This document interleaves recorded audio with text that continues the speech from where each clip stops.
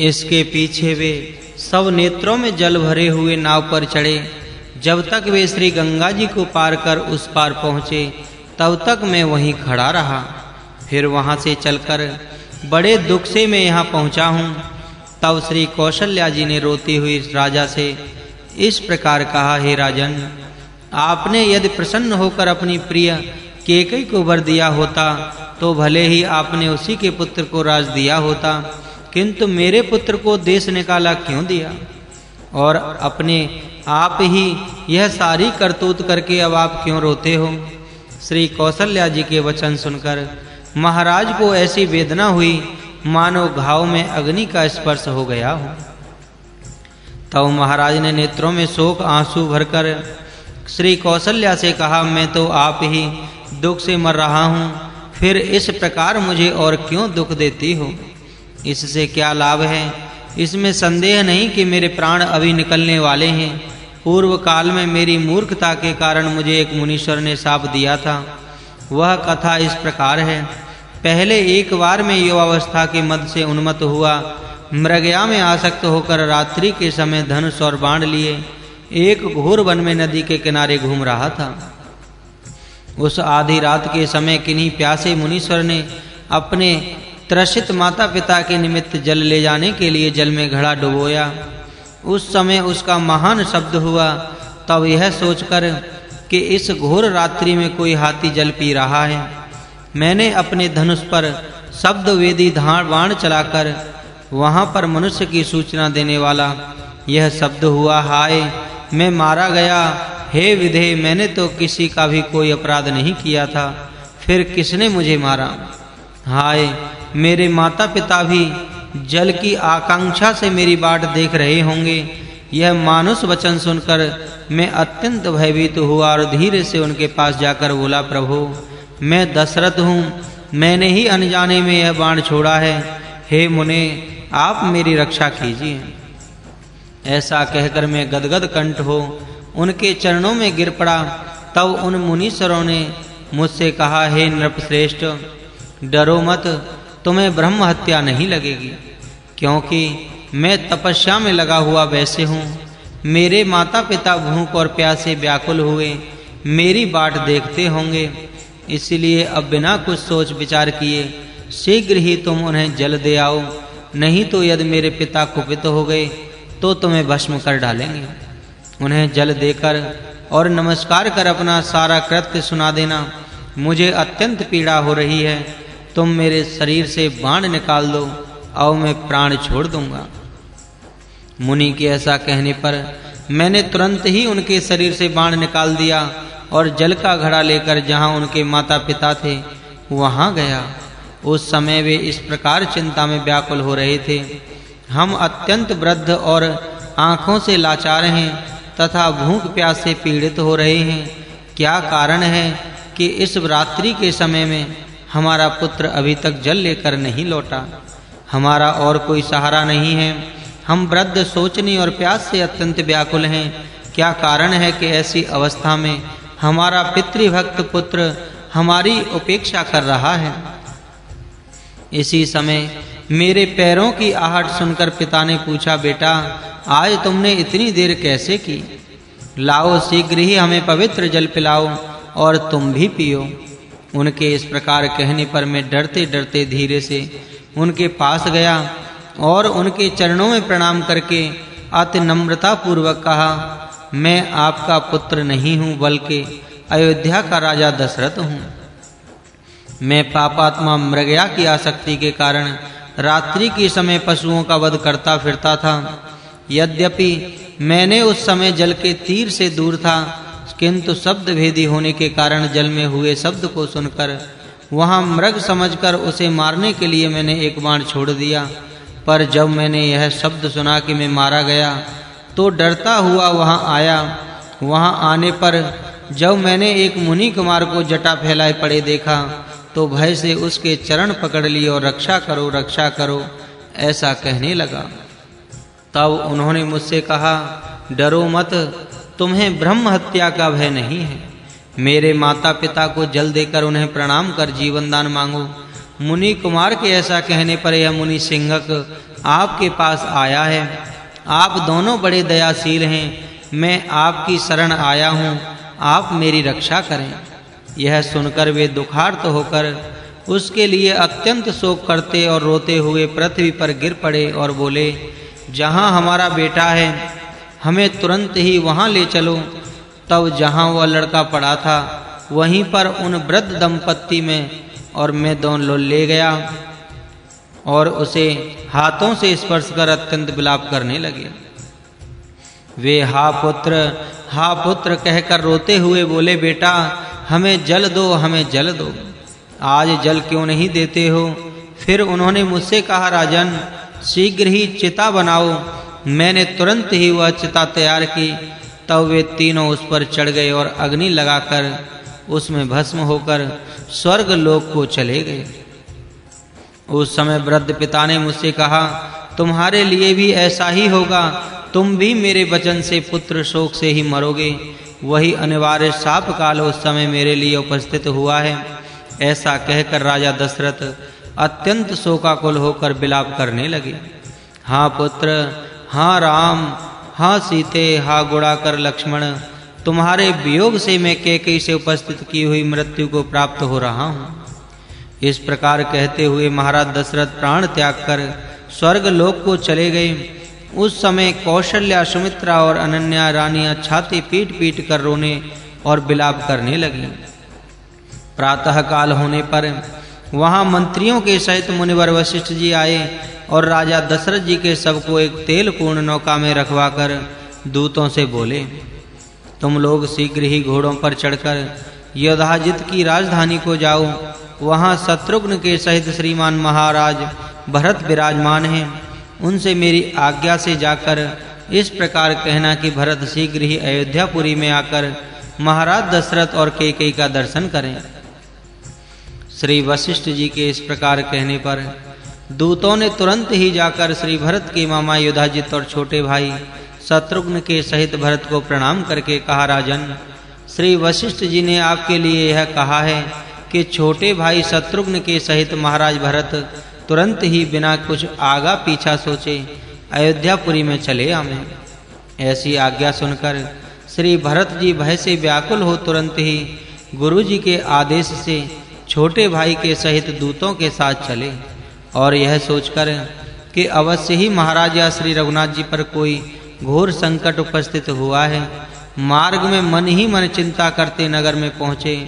वहां उन्होंने देखा कि नगर शोभाहीन जन समूह से रहित तथा उत्सवहीन हो रहा है। यह देखकर वे अत्यंत चिंतित हुए। राजभवन में जाकर देखा तो वह राजलक्ष्मी से शून्य हो रहा है और वहां अकेली कैकेयी एक आसन पर बैठी हुई है। माता को देखकर उन्होंने भक्ति पूर्वक उसके चरणों में सिर रखकर प्रणाम किया। श्री भरत जी को आए देख माता कैकेयी ने उन्हें प्रेमवश शीघ्रता से उठाकर हृदय से लगाया और अपनी गोद में बिठा लिया। फिर उनका सिर चूमकर अपने कुल की कुशल पूछी। वह बोली, मेरे पिता, भाई और शुभलक्षणा माता कुशल पूर्वक है ना? बेटा, आज बड़े भाग्य से मैंने तुम्हें सकुशल देख पाया है। माता के इस प्रकार पूछने पर श्री भरत जी ने चिंताकुल होकर दुखी चित्त से माता से पूछा, माँ मेरे पिताजी कहाँ हैं जो तुम यहाँ अकेली बैठी हो? माँ, तुम्हारे बिना तो पिताजी एकांत में कभी नहीं रहते थे, किंतु इस समय वे दिखाई नहीं देते। सो बताओ वे कहाँ हैं? पिताजी को न देखने से आज मुझे अत्यंत भय और दुख हो रहा है। तब कैकेयी ने कहा, हे हनग, तुम्हारे लिए एक दुख की बात है। हे पितृवत्सल, अश्वमेध आदि यज्ञ करने वाले धर्मपरायण पुरुषों की जो गति होती है उसी को आज तुम्हारे पिता को भी प्राप्त हुए हैं। यह सुनते ही भरत शोकाकुल होकर पृथ्वी पर गिर पड़े और बोले, हातात, मुझे दुख समुद्र में छोड़कर आप कहाँ चले गए? हाय, महाराज श्री राम को मुझे सौंपे बिना ही आप कहाँ चले गए? इस प्रकार विलाप करते और बिखरे हुए केशों से पृथ्वी पर पड़े अपने पुत्र को उठाकर कैकेयी ने उसके आंसू पोंछकर कहा, बेटा धीरज रखो, तुम्हारा कल्याण हो, मैंने तुम्हारे लिए सब कुछ ठीक कर लिया है। तब श्री भरत जी ने पूछा, मरते समय श्री महाराज जी ने क्या कहा था? इस पर श्री कैकेयी देवी ने निर्भय होकर श्री भरत जी से कहा, हे राम, हा सीते, हा लक्ष्मण, इस प्रकार बहुत समय तक बारंबार विलाप करते हुए अपना शरीर त्याग कर स्वर्ग को चले गए। तब श्री भरत जी ने पूछा, माता, तो क्या उस समय श्री राम भैया, श्री सीता और श्री लक्ष्मण भी उनके पास नहीं थे? वे तीनों उस समय कहाँ गए? श्री कैकेयी बोली, तुम्हारे पिता ने श्री राम को युवराज बनाने की तैयारी की थी। उस समय तुम्हें राज्य दिलाने के लिए मैंने उसमें विघ्न खड़ा कर दिया। पूर्व काल में एक बार प्रसन्न होकर वरदाता राजा ने मुझे 2 वर देने को कहा था। इस समय उनमें से एक के द्वारा मैंने तुम्हारे लिए संपूर्ण राज्य और दूसरे से श्री राम के लिए मुनि व्रत पूर्वक वनवास मांग लिया। इसीलिए तुम्हारे पिता सत्यसंध महाराज दशरथ ने तुम्हें ही राज्य देकर श्री राम को वन में भेज दिया। पातिक व्रत का पालन करने वाली श्री सीता भी श्री राम के साथ वन में ही चली गई तथा श्री लक्ष्मण भी भ्रातृ स्नेह प्रकट करते हुए श्री राम के अनुगामी हुए। इस प्रकार इन सब के वन को चले जाने पर उन्हीं का स्मरण करते हुए, राम राम करके विलाप करते हुए नृप श्रेष्ठ महाराज ने शरीर छोड़ दिया। माता के ये वचन सुनकर श्री भरत जी वज्राहत वृक्ष के समान अचेत होकर पृथ्वी पर गिर पड़े। उन्हें ऐसी दशा में देख कैकेयी ने दुखित होकर फिर कहा, बेटा, तुम शोक क्यों करते हो? ऐसे महान राज्य को पाने पर दुख का कारण ही कहाँ रह जाता है? माता को इस प्रकार कहती देख श्री भरत जी ने क्रोध से जलते हुए कहा, अरे पापनी, तू बात करने योग्य नहीं है। शीघ्र ही अरे घोरे, तू अपने पति की हत्या करने वाली है। अरे पापे, तेरे गर्भ से उत्पन्न होने के कारण अब तो मैं शीघ्र प्रत्यक्ष ही महापापी हूँ। मैं या तो अग्नि में प्रवेश कर जाऊंगा या विष खा लूंगा अथवा खंग से आत्मघात करके यमलोक को चला जाऊंगा। हे भर्तघातनी, हे दुष्टे, तो भी कुंभी पाक नरक में पड़ेगी। श्री कैकेयी को इस प्रकार डांट कर वे श्री कौशल्या के घर गए। भरत को देखते ही माता कौशल्या मुक्त कंठ से रोने लगी। तब श्री भरत जी भी उनके चरणों में पड़कर रोने लगे। उन्हें गले लगाकर चिंता से महादुर्बल और अति दीन वदना यशस्विनी राम माता कौशल्या ने नेत्रों में जल भरकर कहा, हे बेटा, तुम्हारे बाहर चले जाने से जो जो अनर्थ हुए हैं, अपनी माता की वे सब करतूतें तुमने उसके मुख से सुन ली ही होंगी। मेरा पुत्र रघुश्रेष्ठ श्री रामचंद्र अपनी पत्नी सीता और लक्ष्मण के सहित चीर वस्त्र धारण कर और जटाजूट बांधकर मुझे दुख समुद्र में डुबोकर वन को चले गए। हा राम, हा मेरे रघुवंश शिरोमणि, आप साक्षात परम पुरुष परमात्मा ने मेरे गर्भ से जन्म लिया, तथापि दुख ने मेरा पल्ला नहीं छोड़ा। इससे मेरा विचार है कि विधाता ही बलवान है। श्री भरत जी ने उन्हें इस प्रकार शोक से अत्यंत विलाप करती देख उनके चरण पकड़कर कहा, माता, मेरी बात सुनो। कैकेयी ने श्री रामचंद्र जी के राज्याभिषेक के समय जो कुछ करतूत की है अथवा उसने और भी जो कोई कार्य किया है, उसे यदि मैं जानता हूँ अथवा उसमें मेरी सम्मति हो, तो हे माता, मुझे 100 ब्रह्महत्याओं का पाप लगे अथवा अरुंधति के सहित श्री वशिष्ठ जी को खंग से मारने से जो पाप होता है, वह पाप मुझे लगे। इस प्रकार शपथ करके श्री भरत जी रो उठे। तब श्री कौशल्या जी ने उन्हें हृदय से लगाकर कहा, बेटा, मैं यह सब जानती हूँ, तुम किसी प्रकार की चिंता ना करो।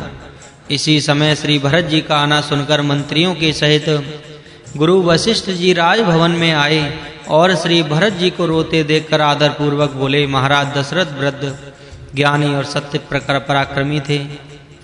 वे मनुष्य जन्म के समस्त सुख भोगकर बहुत सी दक्षिणा के सहित अश्वमेध आदि यज्ञों द्वारा भगवान का यज्ञ कर और श्री रामचंद्र जी के रूप में साक्षात भगवान विष्णु को पुत्र रूप में पाकर अंत में स्वर्ग लोक में जाकर देवराज इंद्र के आधे आसन के अधिकारी हुए।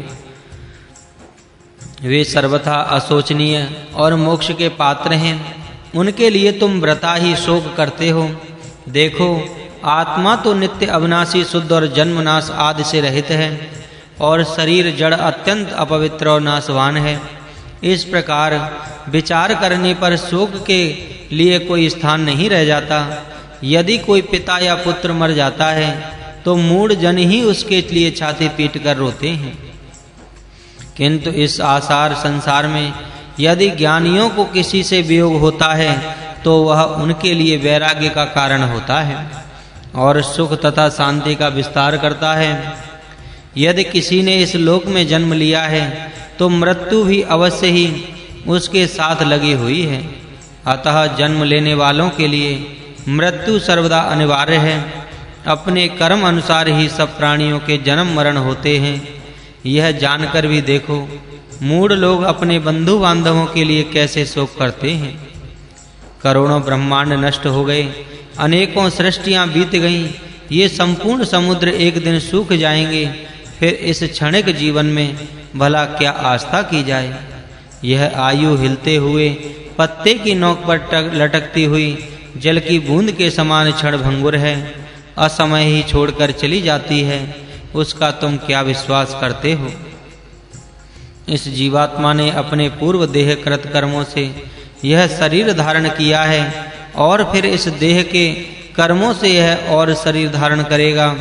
इसी प्रकार आत्मा को सदा पुनः पुनः देह की प्राप्ति होती है।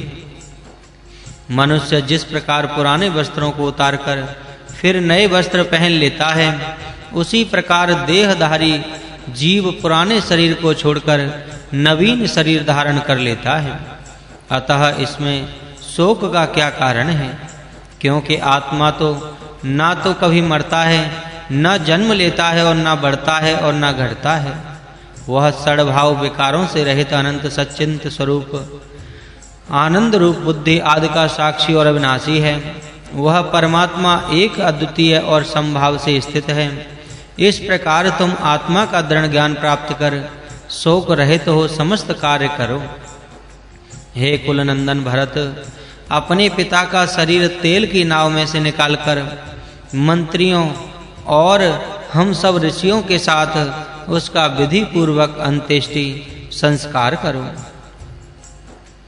तब श्री गुरु जी के इस प्रकार समझाने पर श्री भरत जी ने अज्ञान जन्य शोक को छोड़कर राजा का विधिवत अंत कृत्य किया।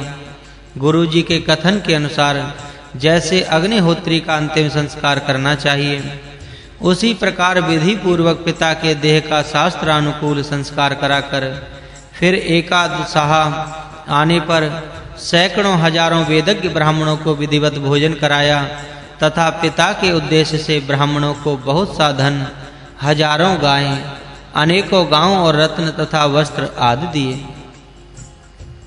फिर श्री रामचंद्र जी का ही स्मरण करते हुए वे गुरु श्री वशिष्ठ जी भाई शत्रुघ्न और मंत्रियों के साथ अपने घर में रहने लगे।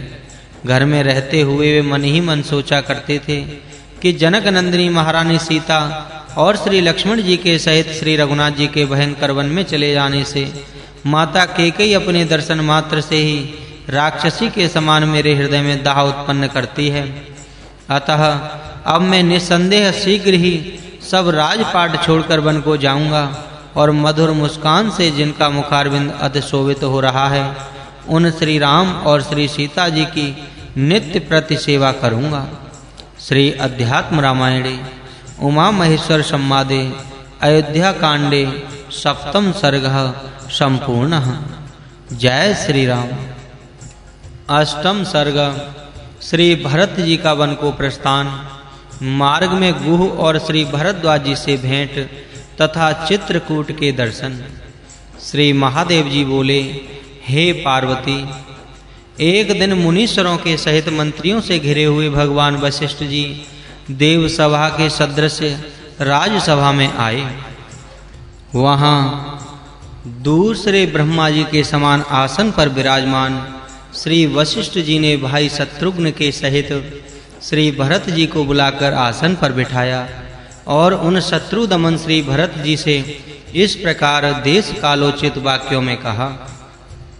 वत्स, तुम्हारे पिता के कथन अनुसार आज हम तुम्हें राजपद पर अभिषिक्त करेंगे। हे पुरुषश्रेष्ठ, कैकेयी ने तुम्हारे लिए राजा दशरथ से राज्य मांगा था। राजा सत्य परायण थे, इसलिए प्रतिज्ञा करने के कारण उन्होंने उसे दे दिया। अतः मुनि जनों के द्वारा मंत्रोच्चार पूर्वक आज तुम्हारा अभिषेक होना चाहिए। यह सुनकर श्री भरत जी बोले, हे मुनिराज, राज्य से मेरा क्या प्रयोजन है? महाराज श्री राम ही राजाधिराज हैं, हम तो उन्हीं के दास हैं। कल प्रातः काल श्री राम जी को लाने के लिए हम शीघ्र ही वन को जाएंगे। मैं, आप सब लोग और राक्षसी कैकेयी के सिवा अन्य सब माताएं, ये सभी वन को चलेंगे। मैं क्या करूं? मैं तो इस नाम मात्र की माता कैकेयी को अभी मार डालता, किंतु श्री रघुनाथ जी मुझ स्त्री हत्यारे को क्षमा नहीं करेंगे। अतः कुछ भी हो, कल प्रातः काल होते ही आप लोग चलें या न चलें, मैं तो शत्रुघ्न के सहित पैदल ही दंडकारण्य को जाऊंगा। जिस प्रकार श्री राम जी बन गए हैं, उसी प्रकार जब तक श्री राम जी न लौटेंगे तब तक मैं भी शत्रुघ्न के सहित वल्कल वस्त्र और जटाजूट धारण कर कंद मूल फल आदि का भोजन करूंगा और पृथ्वी पर शयन करूंगा। ऐसा निश्चय कर भरत जी मौन हो गए। तब सब लोग प्रसन्न होकर साधु साधु कहकर उनकी प्रशंसा करने लगे।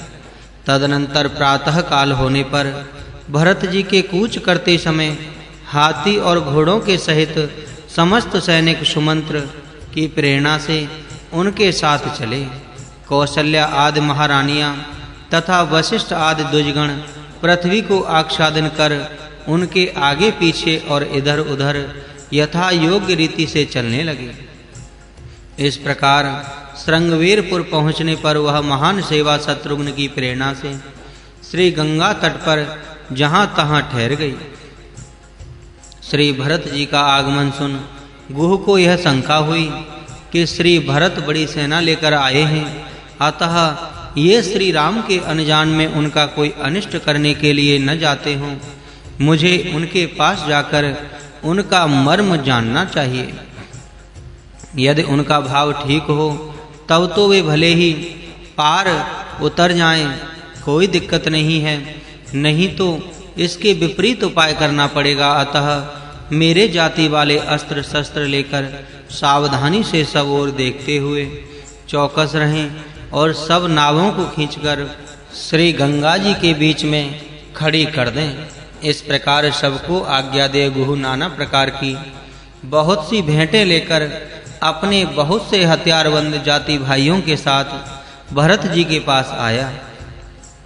वहां उनके सामने सब सामग्रियां रखकर इधर उधर देखते हुए उसने देखा कि मेघ श्याम भरत चीर वस्त्र और जटाजूट धारण किए हुए छोटे भाई तथा मंत्रियों के साथ बैठे हैं।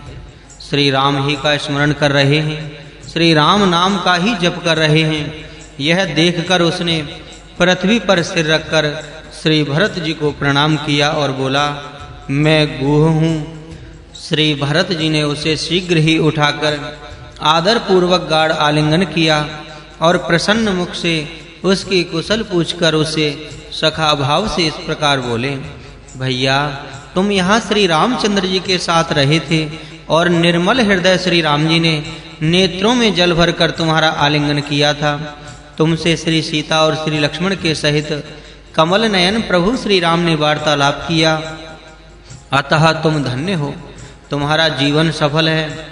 हे सुब्रत, तुमने श्री रामचंद्र जी को जहां देखा था मुझे वहीं ले चलो, जहां वे श्री सीता जी के सहित सोए थे वह स्थान मुझे दिखाओ। तुम श्री राम के प्रियतम सखा और भाग्यवान भक्त हो। इस प्रकार पुनः पुनः श्री राम का स्मरण करने से श्री भरत जी के नेत्रों में जल भर आया। इस प्रकार विरह व्याकुल हुए वे गुहु के साथ उस स्थान पर पहुँचे जहाँ रात्रि के समय प्रभु श्री राम ने निवास किया था। वहाँ जाकर उन्होंने उस कुसा बिछे हुए शयन स्थान को देखा। वह श्री सीता जी के आभूषणों से झड़े हुए सुवर्ण कणों से सुशोभित था। उसे देखकर श्री भरत जी का हृदय दुख से भर आया और वे इस प्रकार विलाप करने लगे। अहो, जो अति सुकुमारी जनक दुलारी श्री सीता राजमहल में कोमल बिछौनों से युक्त अति सुंदर रत्न पर्यंकर पर श्री रघुनाथ जी के साथ शयन किया करती थीं, वे ही मेरे दोस्त से श्री रामचंद्र जी के साथ इस कुशाओं की साथरी पर किस प्रकार क्लेश पूर्वक सोती होंगी। मुझे धिक्कार है, जो मैं मूर्तिमान पाप पुंज के समान कैकेयी के गर्भ से उत्पन्न हुआ हूँ। हाय, मेरे लिए ही परमात्मा श्री राम को यह क्लेश उठाना पड़ा। आहा, महात्मा लक्ष्मण का जन्म अत्यंत सफल है, जो भगवान श्री राम के वन में रहते समय भी सदा प्रसन्न मन से उन्हीं का अनुसरण करते हैं। जो लोग राम के दास हैं, उनके दासों का दास भी यदि मैं हो जाऊं तो मेरा जन्म सफल हो जाए, इसमें संदेह नहीं। भाई, यदि तुम्हें मालूम हो तो मुझे यह सब बताओ कि श्री राम कहाँ हैं। वे जहाँ कहीं भी होंगे, मैं उन्हें तुरंत लाने के लिए वहीं जाऊंगा। गुह ने उनका चित्त शुद्ध देखकर स्नेह पूर्वक कहा, स्वामिन, आपकी कमल नयन श्री राम, सीता और लक्ष्मण ऐसी विशुद्ध भक्ति है, अतः आप ही धन्य हैं। छोटे भाई लक्ष्मण के सहित श्री रामचंद्र चित्रकूट पर्वत के पास मंदाकिनी नदी के समीप मुनियों के आश्रम में रहते हैं। वहां श्री जानकी जी के सहित भगवान श्री राम आनंद और सुख पूर्वक विराजमान हैं। चलिए शीघ्र ही हम लोग वहां चलें। पहले आप लोग यहाँ श्री गंगा जी पार कर, ऐसा कहकर उसने तुरंत ही सेना के सहित श्री भरत जी को महानदी गंगा जी से पार करने के लिए 500 नावें मंगवाईं और स्वयं एक राजनौका ले आया। उसमें भरत, शत्रुघ्न, श्री राम की माता कौशल्या और गुरु वशिष्ठ जी को चढ़ाया तथा एक दूसरी नाव में कैकेयी आदि अन्य राजमहिलाओं को सवार किया। इस प्रकार शीघ्र ही श्री गंगा जी को पार करके वे श्री भरद्वाज जी मुनि के आश्रम पर चले। वहां अपनी महान सेना को आश्रम से दूर छोड़कर भाई शत्रुघ्न के सहित श्री भरत जी आश्रम पर गए और प्रज्वलित अग्नि के समान तेजस्वी मुनिवर श्री भरद्वाज जी को आश्रम में बैठे देख उन्हें अति भक्ति पूर्वक साष्टांग प्रणाम किया। मुनीश्वर को जब मालूम हुआ कि वे दशरथ नंदन भरत हैं, तब उन्होंने प्रीति पूर्वक उनकी पूजा की और उन्हें जटा वल्कल आदि धारण किए देख कुशल प्रश्न के अनंतर पूछा, भाई भरत, राज्य शासन करते हुए तुमने आज यह वल्कल आदि कैसे धारण कर लिया और इस मुनियों जन सेवित तपोवन में तुम किस लिए आए हो? श्री भरद्वाज जी के वचन सुनकर श्री भरत जी ने नेत्रों में जल भरकर कहा, भगवान, आप सब जानते हैं, क्योंकि आप सर्व अंतर्यामी हैं, फिर भी आप जो पूछ रहे हैं वह मेरे ऊपर आपकी बहुत कृपा है। श्री कैकेयी ने श्री रामचंद्र जी के राज्य अभिषेक में विघ्न उपस्थित करने वाला और वनवास विषयक जो कुछ कार्य किया है, हे मुनिश्रेष्ठ, आपके चरणों का साक्षी करके कहता हूँ, मुझे उसके विषय में कुछ भी पता नहीं था। ऐसा कहे उन्होंने अति आर्त चित्त हो मुनि के चरण युगल पकड़कर कहा, भगवान, आप स्वयं जान सकते हैं कि मैं दोषी हूँ या निर्दोष। हे स्वामिन, महाराज श्री राम के रहते हुए मुझे राज्य से क्या प्रयोजन है? हे मुनिश्रेष्ठ, मैं तो सदा श्री रामचंद्र जी का दास हूँ। अतः हे मुनिरात, मैं श्री रामचंद्र जी के पास जाकर उनके चरण कमलों में पकड़कर यह सारी राजपाट की सामग्री उन्हें यहीं सौंप दूंगा तथा गुरु वशिष्ठ आदि पुरजन और जनपद वासियों के साथ मिलकर उनका राज्य अभिषेक कर अयोध्या ले जाऊंगा और अति तुच्छ दास के समान उन लक्ष्मीपति की सेवा करूंगा। मुनीश्वर ने श्री भरत जी के उद्गार सुनकर उन्हें हृदय से लगा लिया और विस्मय पूर्वक सिर सूंघकर उनकी प्रशंसा करने लगे। वे बोले, बेटा, अपने ज्ञान चक्षुओं से मैंने पहले ही ये होने वाली बातें जान ली थी। तुम शोक न करो, तुम तो श्री लक्ष्मण की अपेक्षा भी श्री राम जी के परम भक्त हो। हे अनघ, मैं सेना के सहित तुम्हारा आतिथ्य सत्कार करना चाहता हूँ। आज सेनापति और सेना सहित तुम यहीं भोजन करो, कल श्री राम के पास जाना। श्री भरत जी ने कहा, आपकी जैसी आज्ञा होगी वही होगा। तब मुनिवर श्री भरद्वाज जी आचमन कर मौन होकर यज्ञशाला में बैठ गए। वहां बैठकर उन कामप्रद मुनीश्वरों ने समस्त कामनाओं को पूर्ण करने वाली कामधेनु का स्मरण किया। तब उस कामधेनु ने इच्छा अनुसार संपूर्ण अलौकिक भोग प्रस्तुत कर दिए। उसने सेना के सहित भरत जी के संपूर्ण मनोरथों को इस प्रकार पूर्ण किया जिससे वे समस्त सैनिक संतुष्ट हो गए। फिर उन योगी राज ने शास्त्रानुकूल प्रथम श्री वशिष्ठ जी की पूजा की और तदनंतर सेना के सहित भरत जी को तृप्त किया। इस प्रकार उस स्वर्ग सदृश आश्रम में एक दिन रहकर प्रातः काल मुनिवर को प्रणाम कर उनकी आज्ञा ले भाई के सहित श्री भरत जी श्री रामचंद्र जी के पास चले। चित्रकूट के निकट पहुंचने पर उन्होंने सैनिकों को दूर खड़ा कर दिया और स्वयं श्री राम दर्शन की लालसा से आगे बढ़े। परंतप भरत जी शत्रुघ्न सुमंत्र गुह के साथ समस्त तपस्वियों के आश्रमों में खोजते खोजते फिर आए, किंतु उन्हें श्री रामचंद्र जी की कुटी कहीं ना मिली। तब उन्होंने ऋषि मंडली से पूछा, श्री सीता और लक्ष्मण जी के सहित श्री रघुनाथ जी कहाँ रहते हैं? उन्होंने कहा, सामने वाले पर्वत के उस ओर श्री मंदाकिनी के तटीय तट पर वनावली से सुशोभित श्री राम की परम रमणी के एकांत कुटी है। वह फलयुक्त आवृत आम्र वृक्ष, पनस और कदली खंड केले की क्यारियों से घिरी हुई है तथा उसके चारों ओर बहुत से चंपक, कचनार, नाग, केसर वृक्ष हैं। मुनियों के इस प्रकार बतलाने पर श्री भरत जी प्रसन्नता पूर्वक मंत्रियों को साथ ले सबसे आगे श्री रघुनाथ जी के निवास स्थान को चले।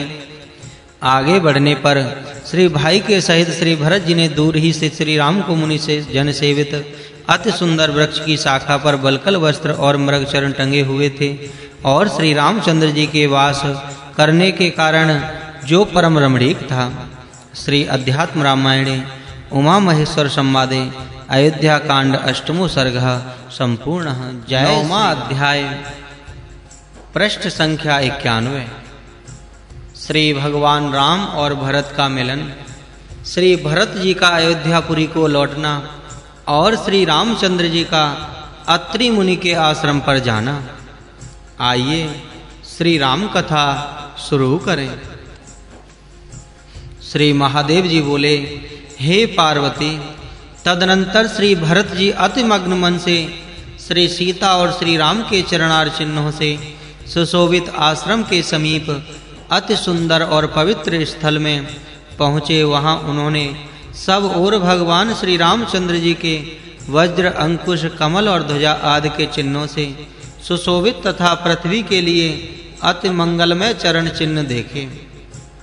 उन्हें देखकर भाई शत्रुघ्न के सहित वे उस चरण रज में लौटने लगे और मन ही मन कहने लगे, अहो मैं परम धन्य हूँ जो आज श्री रामचंद्र जी के उन चरणार बिंदों के चिन्हों से सुशोभित भूमि को देख रहा हूँ, जिनकी चरण रज को परम पिता ब्रह्मा, देवगण और संपूर्ण श्रुतियाँ भी सदा खोजती रहती हैं। इस प्रकार जिनका हृदय अद्भुत प्रेम रस से भरा हुआ है, मन श्री रघुनाथ जी की भावना में डूबा हुआ है तथा वक्ष स्थल आनंद आंसुओं से भीगा हुआ है, वे श्री भरत जी धीरे धीरे श्री हरि के आश्रम के निकट पहुँचे। वहाँ उन्होंने दूर्वा दल के समान श्याम शरीर और विशाल नयन श्री रघुनाथ जी को बैठे हुए देखा, जो जटाओं का मुकुट और नवीन वल्कल वस्त्र धारण किए थे तथा प्रसन्न वदन और मध्याह्न सूर्य के समान प्रभा युक्त थे, एवं जो शुभ लक्षणा श्री जनक नंदिनी की ओर निहार रहे थे तथा श्री लक्ष्मण जी जिनके चरण कमलों की सेवा कर रहे थे। उन्हें देखते ही श्री भरत जी ने दौड़कर हर्ष और शोक युक्त होकर तुरंत उनके चरण कमल पकड़ लिए। बड़ी भुजाओं वाले श्री रामचंद्र जी ने अपनी दोनों बाहुओं से उन्हें उठाकर आलिंगन किया और उन्हें गोद में बिठाकर अपने आंसुओं से सींचते हुए बारंबार हृदय से लगा लिया। फिर प्यासी गौएं जिस प्रकार जल की ओर दौड़ती हैं, उसी प्रकार माता कौशल्या आदि समस्त माताएं श्री रघुनाथ जी को देखने के लिए बड़ी शीघ्रता से चलीं। श्री राम जी ने अपनी माता को देखते ही शीघ्रता से उठकर उनका चरण वंदन किया और उन्होंने अत्यंत दुख से नेत्रों में जल भरकर पुत्र को हृदय से लगा लिया। फिर श्री रघुनाथ जी ने उसी प्रकार अन्य माताओं को भी प्रणाम किया। तदनंतर मुनि श्रेष्ठ श्री वशिष्ठ जी को आते देख उन्हें साष्टांग प्रणाम कर बारंबार कहने लगे, मैं धन्य हूँ, धन्य हूँ। फिर श्री रघुनाथ जी ने सबको यथायोग्य बिठाकर पूछा, कहिए हमारे पिताजी कुशल से हैं? उन्होंने मेरे वियोग से अत्यंत दुख आतुर होकर मेरे लिए क्या आज्ञा दी है? तब वशिष्ठ जी ने कहा, हे रघुनंदन, तुम्हारे पिता ने तुम्हारे वियोग से अति संतप्त होकर हे राम, हे सीते, हे लक्ष्मण, इस प्रकार तुम्हारा ही चिंतन करते हुए अपने प्राण छोड़ दिए। कानों में सूल के समान लगने वाले गुरु के इन वचनों को सुनकर श्री राम और लक्ष्मण हाय हाय हम मारे गए, इस प्रकार रोते हुए सहसा गिर पड़े। तब समस्त माताओं और अनन्याय सभी उपस्थित लोग रोने लगे। श्री रामचंद्र जी बारंबार कहने लगे, हाँ तात दयामय, आप मुझे छोड़कर कहाँ चले गए? हे महाबाहो, मैं अनाथ हो गया, अब मुझे कौन लाड़ लड़ावेगा? फिर इसी प्रकार श्री सीता और लक्ष्मण भी बहुत विलाप करने लगे। तब गुरु वशिष्ठ जी ने शांतमय वाक्यों से वह शोक शांत किया और फिर सब लोग मंदाकिनी पर जाकर स्नान करके पवित्र हुए। वहां सबने जलंकांक्षी महाराज श्री दशरथ जी को जलांजलि दी और लक्ष्मण जी के सहित श्री रामचंद्र जी ने पिंडदान किया। जो हमारा अन्न है वही अन्न हमारे पितरों को प्रिय होगा, यही स्मृति की आज्ञा है। ऐसा कह उन्होंने इंगू दीफल के पिंड बना उस पर मधु डालकर उन्हें दान दिया। फिर नेत्रों में शोक आंसू भरे हुए वे पुनः स्नान कर आश्रम में आए। इसी प्रकार और सब भी बहुत देर तक रोकर अंत में स्नान करके आश्रम को लौटे। उसी दिन सबने उपवास किया। दूसरे दिन मंदाकिनी के निर्मल जल में स्नान कर भरत जी ने आश्रम में बैठे हुए श्री रामचंद्र जी के पास आकर कहा, हे राम, हे राम, हे महाभाग, आप अपना अभिषेक कीजिए। यह पैतृक राज्य आप ही का है, आप इसका पालन करें। आप हमारे बड़े भाई हैं, अतः पितृतुल्य हैं। महाराज प्रजा का पालन करना यही क्षत्रियों का मुख्य धर्म है। अतः आप नाना प्रकार के यज्ञों से यजन करके फिर वंश वृद्धि के लिए पुत्र उत्पन्न कर उसे बड़े होने पर राज सिंहासन पर बिठाकर तब वन को जाएं। हे प्रभु, अभी वनवास का समय नहीं है, आप मुझ पर प्रसन्न होइए। मेरी माता का जो कुछ अपराध है उसे भूल जाइए और हमारी रक्षा कीजिए। ऐसा कहकर उन्होंने भाई के चरणों को भक्ति पूर्वक अपने मस्तक पर रखकर और श्री रामचंद्र जी के सम्मुख दंड के समान पृथ्वी पर गिर पड़े। श्री राम जी ने भरत को शीघ्रता से उठाकर अति प्रेम पूर्वक गोद में बिठा लिया और नेत्रों में प्रेम आंसू भरकर धीरे धीरे उनसे कहने लगे, भाई, मैं जो कहता हूँ वह सुनो। तुम जो कुछ कहते हो सो बिल्कुल ठीक है, किंतु पिताजी ने मुझे आज्ञा दी है कि 14 वर्ष दंडकारण्य में रहकर फिर अयोध्या में आना। इस समय यह संपूर्ण राज्य मैं भरत को देता हूँ। अतः स्पष्ट ही पिताजी ने यह राज्य तो तुम ही को दिया है और वैसे ही मुझे उन्होंने दंडकारण्य का राज दिया है। इसीलिए हम दोनों को ही प्रयत्न पूर्वक पिताजी के वचनों को सफल करना है। जो मनुष्य अपने पिता के वचनों का उल्लंघन कर स्वेच्छा पूर्वक बरतता है वह जीता हुआ भी मृतक के समान है और शरीर छोड़ने पर नरक को जाता है। अतः तुम राज्य शासन करो, हम दंडक वन की रक्षा करेंगे। तब श्री भरत जी ने श्री राम जी से कहा, यदि पिताजी ने कामी मूढ़ बुद्धि स्त्री के वशीभूत भ्रांत चिंतन और उन्मत्त होने के कारण ऐसा कह भी दिया है तो भी उसे सत्य न मानना चाहिए।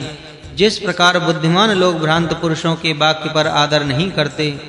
श्री राम जी बोले, पिताजी ने स्त्रीवश, कामावश अथवा मूढ़ बुद्धि होकर ऐसा नहीं कहा।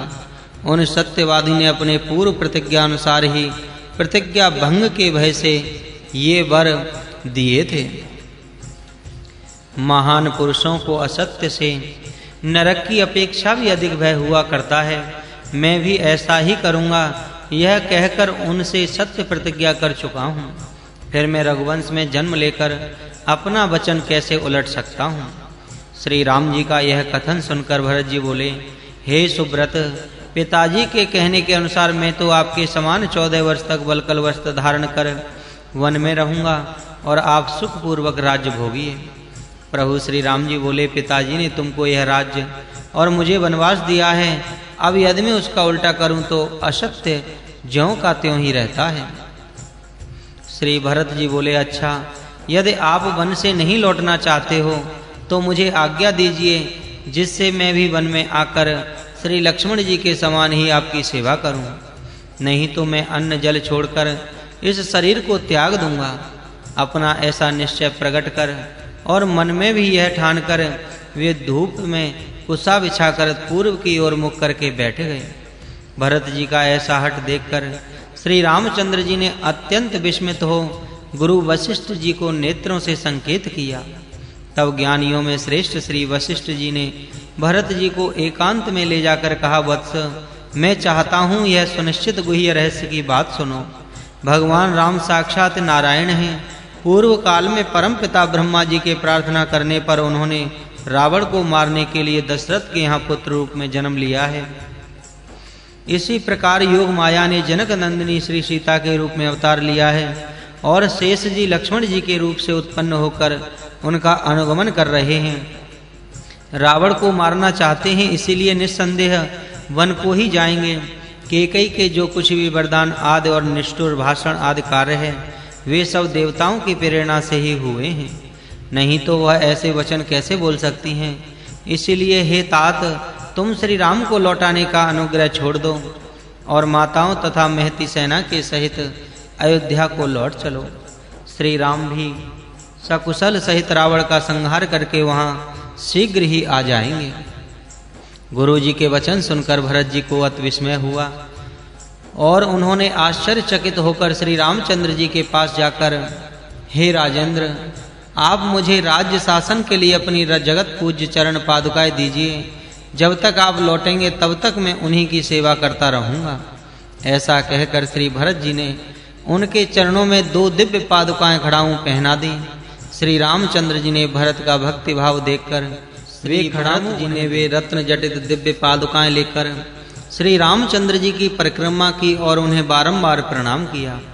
तदनुसार वे भक्ति वश गदगद वाणी से बोले, हे राम, यदि 14 वर्ष के व्यतीत होने पर आप पहले दिन ही अयोध्या न पहुँचे तो मैं महान अग्नि में प्रवेश कर।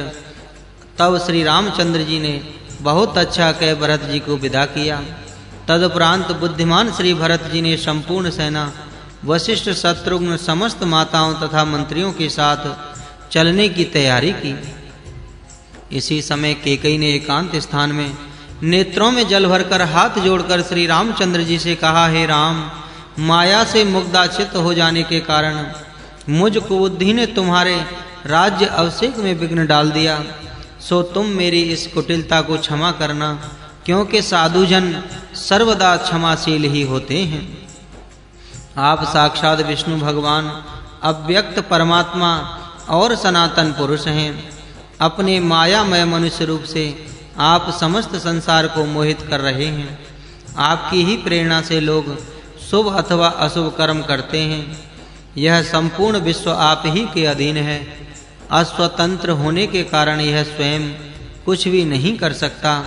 जिस प्रकार कृत्रिम नर्तकियां, कठपुतलियां, सूत्रधार बाजीगर के इच्छा के अनुसार नाचती हैं, उसी प्रकार नाना प्रकार का रूप धारण करके यह माया रूपणी नटी आपके ही अधीन है। और हे शत्रुदमन, देवताओं का कार्य सिद्ध करने की इच्छा वाले आप ही के द्वारा प्रेरित होकर मुझ पापनी ने अपनी दुष्ट बुद्धि से यह पाप कर्म किया था। आज मैंने आपको जान लिया और देवताओं के भी मन और वाणी आदि से परे हैं। अंत में आप मेरी रक्षा कीजिए। हे जगन्नाथ, आपको प्रणाम है। हे प्रभु, मैं आपकी शरण हूँ। आप अपने ज्ञानाग्नि रूप खंग से मेरे पुत्र और धन आदि के स्नेह बंधन को काट डालिए। कैकेयी के ये वचन सुनकर श्री रामचंद्र जी ने मुस्कुराकर कहा, हे महाभागे, तुमने जो कुछ कहा है वह ठीक ही है, मिथ्या नहीं। मेरी प्रेरणा से ही देवताओं की कार्य सिद्धि के लिए तुम्हारे मुख से वे शब्द निकले थे, इसमें तुम्हारा कोई दोष नहीं है। अब तुम जाओ और हनिश निरंतर हृदय में मेरी भावना करने से तुम सर्वत्र स्नेह रहित होकर मेरी भक्ति द्वारा शीघ्र ही मुक्त हो जाओगी। मैं सर्वत्र समदर्शी हूँ और मेरा कोई भी प्रिय अप्रिय नहीं है। मायावी पुरुष जिस प्रकार अपनी ही माया से रचे पदार्थों में राग द्वेष नहीं करता, उसी प्रकार मेरा भी किसी में राग द्वेष नहीं है। जो पुरुष जिस प्रकार मेरा भजन करता है, मैं भी वैसे ही उसका भजन ध्यान कर रखता हूँ। हे माता, मेरी माया से मोहित होकर लोग मुझे सुख दुख के वशीभूत साधारण मनुष्य मानते हैं, वे मेरे वास्तविक स्वरूप को नहीं जानते। तुम्हारा बड़ा भाग्य है जो तुम्हें संसार भय को दूर करने वाला मेरा तत्व ज्ञान उत्पन्न हुआ है। तुम मेरा स्मरण करते हुए घर ही में रहो, इससे तुम कर्म बंधन में नहीं बंधोगी। श्री रामचंद्र जी के इस प्रकार कहने पर कैकेयी ने आनंद और विस्मय पूर्वक श्री राम की परिक्रमा की और पृथ्वी पर सिर रखकर उन्हें सैकड़ों बार प्रणाम कर प्रसन्नता पूर्वक अपने घर को चली तथा भरत जी, मंत्रिगण, माताओं और गुरु वशिष्ठ जी के साथ श्री रामचंद्र जी का ही स्मरण करते हुए शीघ्रता से अयोध्या को चल दिए। उदार बुद्धि श्री भरत जी समस्त पुरवासी और देशवासियों को यथायोग्य अयोध्यापुरी में बसाकर स्वयं नंदीग्राम को चले गए। वहां एक सिंहासन पर उन दोनों पादुकाओं को रखकर वे श्री रामचंद्र जी के समान ही उनकी नित्य प्रति भक्ति पूर्वक गंध पुष्प और अक्षत आदि संपूर्ण राजोचित सामग्री से पूजा करने लगे। इस प्रकार भरत जी फल मूल खाते, इंद्रिय दमन करते, जटा और वल्कल धारण किए, पृथ्वी पर शयन करते और ब्रह्मचर्य का पालन करते हुए शत्रुघ्न के साथ रहने लगे। पृथ्वी के जितने राजकार्य होते उन सबको वे रघुश्रेष्ठ श्री भरत जी पादुकाओं के सामने निवेदन कर दिया करते थे।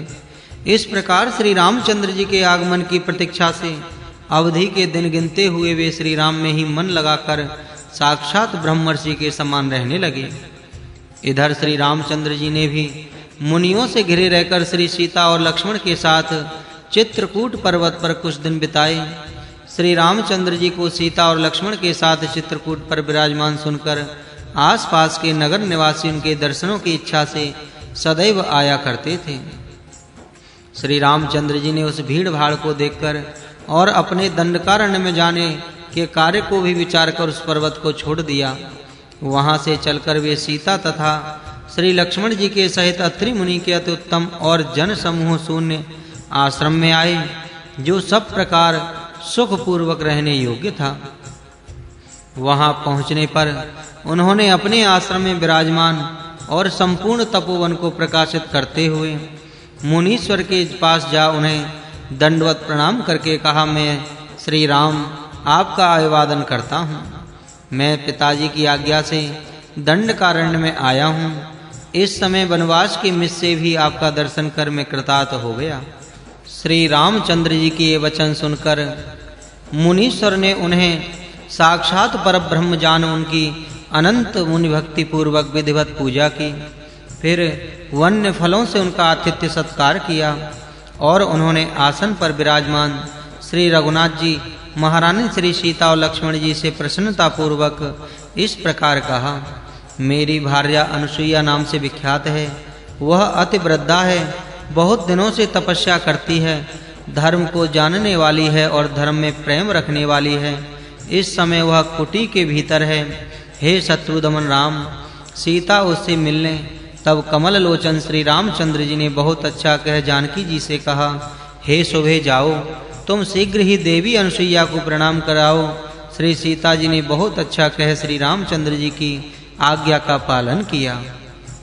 माता अनुसुईया ने अपने सम्मुख श्री सीता जी को दंड के समान पड़ी देख अति हर्षित हो बेटी सीता ऐसा कहकर आदर पूर्वक आलिंगन किया और भक्ति सहित उन्हें विश्वकर्मा के बनाए हुए 2 दिव्य कुंडल और 2 स्वच्छ रेशमी साड़ियां दी।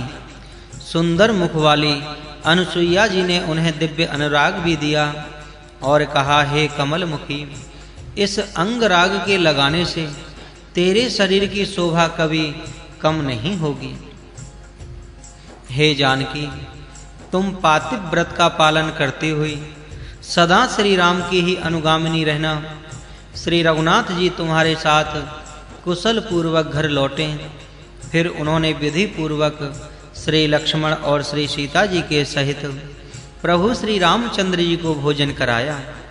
तत्पश्चात उन्होंने फिर श्री रामचंद्र जी से हाथ जोड़कर कहा, हे प्रभु राम, इन संपूर्ण भुवनों की रचना करके आप ही इनकी रक्षा के लिए देवता, मनुष्य और तिर्यगाद योनियों में शरीर में धारण करते हैं, तथापि देह के गुणों से आप लिप्त नहीं होते।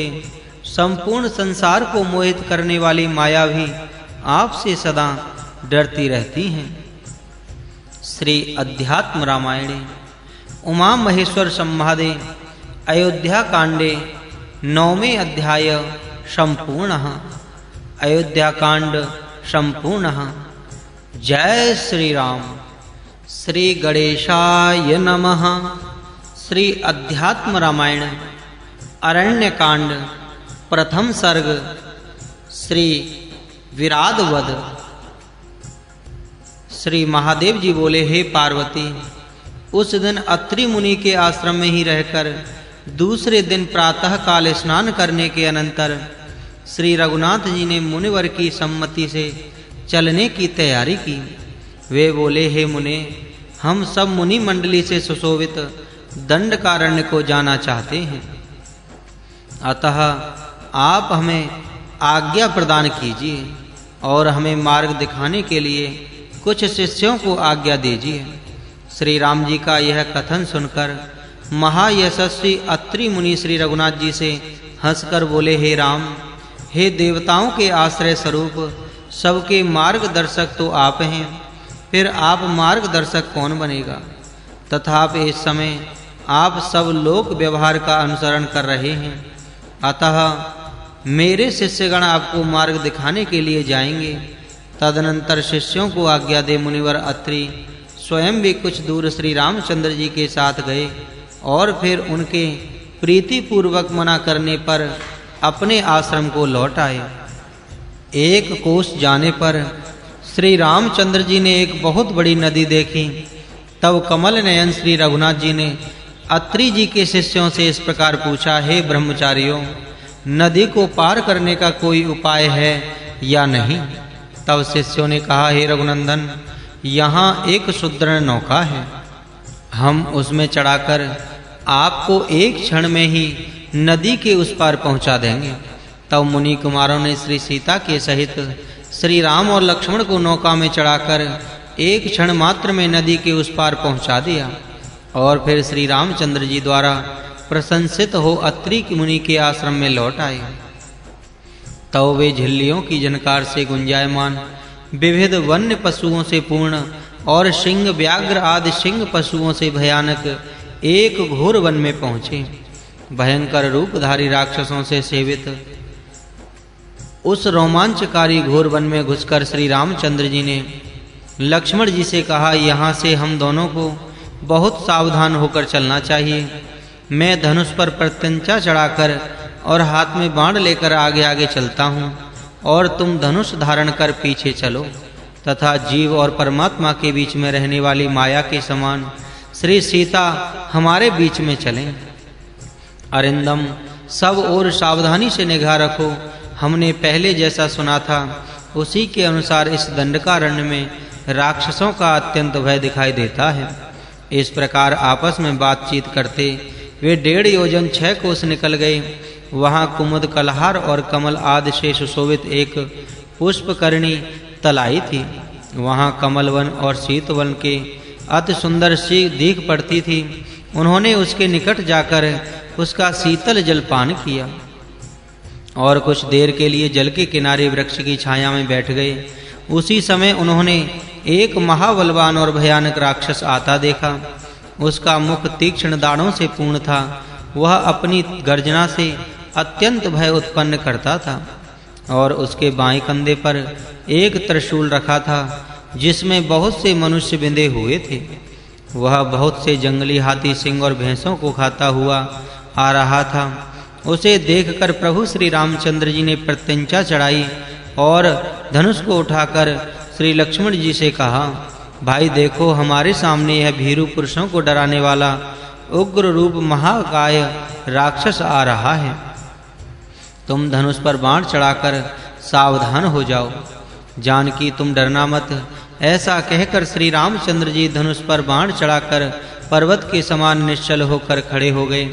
तदनंतर उस राक्षस ने श्री राम, लक्ष्मण और जानकी जी को देखकर बड़ा अट्टहास किया और सबको भयभीत करते हुए इस प्रकार कहा, अरे बालकों, बाण, तूणीर और जटावल्कल आदि मुनिवेश धारण किए तुम कौन हो?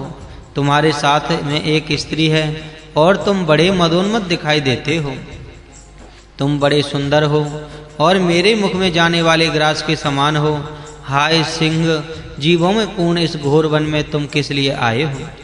राक्षस के ये वचन सुनकर श्री रामचंद्र जी ने उससे मुस्कुराकर कहा, मेरा नाम राम है और यह मेरा प्यारा छोटा भाई लक्ष्मण है तथा यह रमणी मेरी प्राण प्रिया सीता है। हम पिताजी की आज्ञा से तुम जैसों को शिक्षा देने के लिए इस वन में आए हैं। श्री रामचंद्र जी के ये वचन सुनकर वह डट्टा मारकर हंसने लगा और उसने मुंह फैलाकर तुरंत ही अपने हाथों में शूल उठा लिया और बोला, राम, क्या तुम मुझे नहीं जानते? मैं जगत प्रसिद्ध विराध नामक राक्षस हूँ। मेरे ही भय से समस्त मुनिजन इस वन को छोड़कर चले गए हैं। यदि तुम्हें जीने की इच्छा है तो सीता को छोड़कर बिना अस्त्र शस्त्रों के भाग जाओ, नहीं तो मैं अभी तुम दोनों को खा जाऊंगा।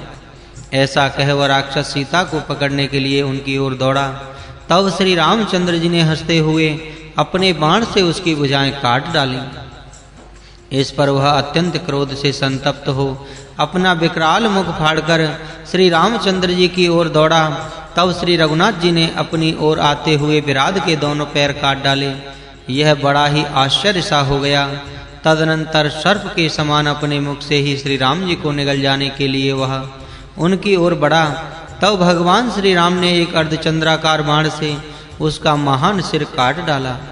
तब वह रुद्र के लथपथ होकर तत्काल पृथ्वी पर गिर पड़ा। इस प्रकार उसे मरा देख श्री सीता जी ने रघु श्रेष्ठ भगवान श्री राम का आलिंगन कर उनकी भूरि भूरि प्रशंसा की। उस समय आकाश में देवगण दुंदुभी बजाने लगे, अप्सराएं प्रसन्नता होकर नाचने लगीं और गंधर्व तथा किन्नरगण गाने लगे। इसी समय विराध के मृत शरीर से आकाश स्थित सूर्य देव के समान सुंदर वस्त्रों से सुशोभित और तपतपाए हुए सुवर्ण अलंकारों से सुसज्जित अति सुंदर एक पुरुष प्रकट हुआ। उस समय पुरुष ने शरणागत जनों का दुख दूर करने वाले, संसार सागर से पार करने वाले दयामय श्री रामचंद्र जी को प्रसन्न चित्त से प्रणाम कर उन प्रसन्न चित्त और शरणागतों के सकल दुख दूर करने वाले प्रभु को फिर भी दंड के समान पृथ्वी पर लौटकर बारंबार प्रणाम किया। विराध बोला, हे कमल दलोचन श्री राम, मैं बिमलो तेजोमय विद्याधर हूँ। मुझे पूर्व काल में बिना कारण ही क्रोध करने वाले श्री दुर्वासा ऋषि जी ने शाप दिया था, सो आज आपने मुझे शाप मुक्त कर दिया। अब आप ऐसी कृपा करें जिससे भविष्य में मुझे संसार बंधन को दूर करने वाली आपके चरणार बिंदों की स्मृति सर्वदा बनी रहे। मेरी वाणी सर्वदा आपका नाम संकीर्तन करती रहे, कान आपका कथामृत पान करते रहें, हाथ आपके चरण कमलों का पूजन करते रहें और इसी प्रकार सिर आपके चरण युगलों में प्रणाम करता रहे। हे विशुद्ध ज्ञान स्वरूप भगवान, आपको नमस्कार है। आप अपने स्वरूप में रमण करने वाले होने से राम हैं, अपनी माया के सहित विराजमान होने से युगल मूर्ति हैं। श्री सीता राम हैं और संसार के रचने वाले हैं, आपको नमस्कार है। हे राम, मैं आपकी शरण हूँ, आप मेरी रक्षा कीजिए। हे रघुश्रेष्ठ, आपकी आज्ञा से मैं देवलोक को जा रहा हूँ, आप ऐसी कृपा कीजिए जिससे आपकी माया मुझे आच्छादित ना करे। विराट के इस प्रकार प्रार्थना करने पर महामती श्री रघुनाथ जी ने उसे प्रसन्न होकर यह वर दिया, हे विद्याधर, अब तू जा, तूने माया के संपूर्ण गुणमय दोषों को जीत लिया। तू ज्ञानियों में श्रेष्ठ और मेरे दर्शन के प्रभाव से तुरंत ही मुक्त हो गया। संसार में मेरी भक्ति अत्यंत दुर्लभ है, क्योंकि वह उत्पन्न होती है तो अवश्य मुक्ति देने वाली होती है। तू मेरी भक्ति से संपन्न है, इसलिए मेरी आज्ञा से तू परम धाम को जा। इस प्रकार श्री रामचंद्र जी ने भयंकर राक्षस का वध किया, उसको शाप से मुक्त किया, उसको वरदान दिया और पुनः विद्याधर तत्व प्राप्त कराया। जो पुरुष इन लीलाओं के कीर्तन द्वारा श्री रामचंद्र जी की स्तुति करता है, वह अवश्य संपूर्ण अवलक्षित पदार्थों को पाता है। इति श्री अध्यात्म रामायणे उमा महेश्वर संवादे अरण्यकांड प्रथम अध्याय संपूर्ण। जय श्री अध्याय श्री सर्वंग तथा सुतीक्ष्ण आदि मुनीश्वरों से भेंट। श्री महादेव जी बोले, हे पार्वती, विराट के स्वर्ग सिधारने पर श्री रामचंद्र जी लक्ष्मण और श्री सीता जी के साथ सर्वंग मुनि के सर्व सुखदायक तपोवन को गए। मतिमान सर्वंग श्री रामचंद्र जी को श्री सीता और श्री लक्ष्मण के सहित आते देख सहसा उठ खड़े हुए और आगे बढ़कर उनकी भली प्रकार पूजा कर उनको आसन पर बिठाया तथा कंद मूल फल आदि से उनका आतिथ्य सत्कार किया। तदनंतर मुनिवर सर्वभंग ने भक्त वत्सल भगवान श्री राम से प्रीति पूर्वक कहा, मैं बहुत काल से आपके दर्शनों की आकांक्षा से तपस्या का निश्चय कर यहीं रहता हूँ। हे राम, आप साक्षात परमेश्वर हैं। मुझे तपस्या के द्वारा तो जो बहुत सा पुण्य प्राप्त हुआ है, वह सब आज आपको समर्पित कर मैं मोक्ष पद प्राप्त करूँगा। ऐसा कहे महाव्रक्त योगीवर सर्वभंग अपना महान पुण्य फल श्री राम जी को समर्पण कर श्री सीता जी के सहित अप्रमेय भगवान श्री राम को प्रणाम कर सहसा चिता पर चढ़ गए। उस समय वे मन ही मन सर्वांतर्यामी दूरबादल के समान श्याम वर्ण कमल नयन चीराम्बधारी स्त्रिग्ध जटा जूटधारी श्री रामचंद्र जी का सीता और लक्ष्मण के सहित बहुत देर तक ध्यान करते रहे। फिर मन ही मन कहने लगे, अहो, इस संसार में श्री रघुनाथ जी को छोड़कर स्मरण करने पर कामनाओं को पूर्ण करने वाला और कौन दयालु है। मैं अनन्य भावों से उनका नित्य स्मरण करता हूँ, अतः मेरे स्मरण को जानकर वे स्वयं ही चले आए।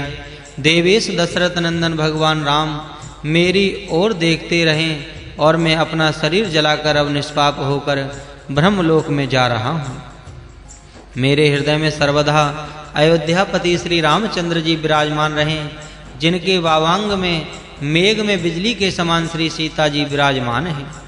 इस प्रकार श्री रामचंद्र जी का बहुत देर तक ध्यान करते हुए तथा अपने सम्मुख विराजमान उनके स्वरूप को देखते हुए मुनिवर सर्वभंग ने अग्नि प्रज्वलित कर अपना पांच भौतिक शरीर जला डाला तथा दिव्य देह धारण कर साक्षात ब्रह्मलोक को चले गए।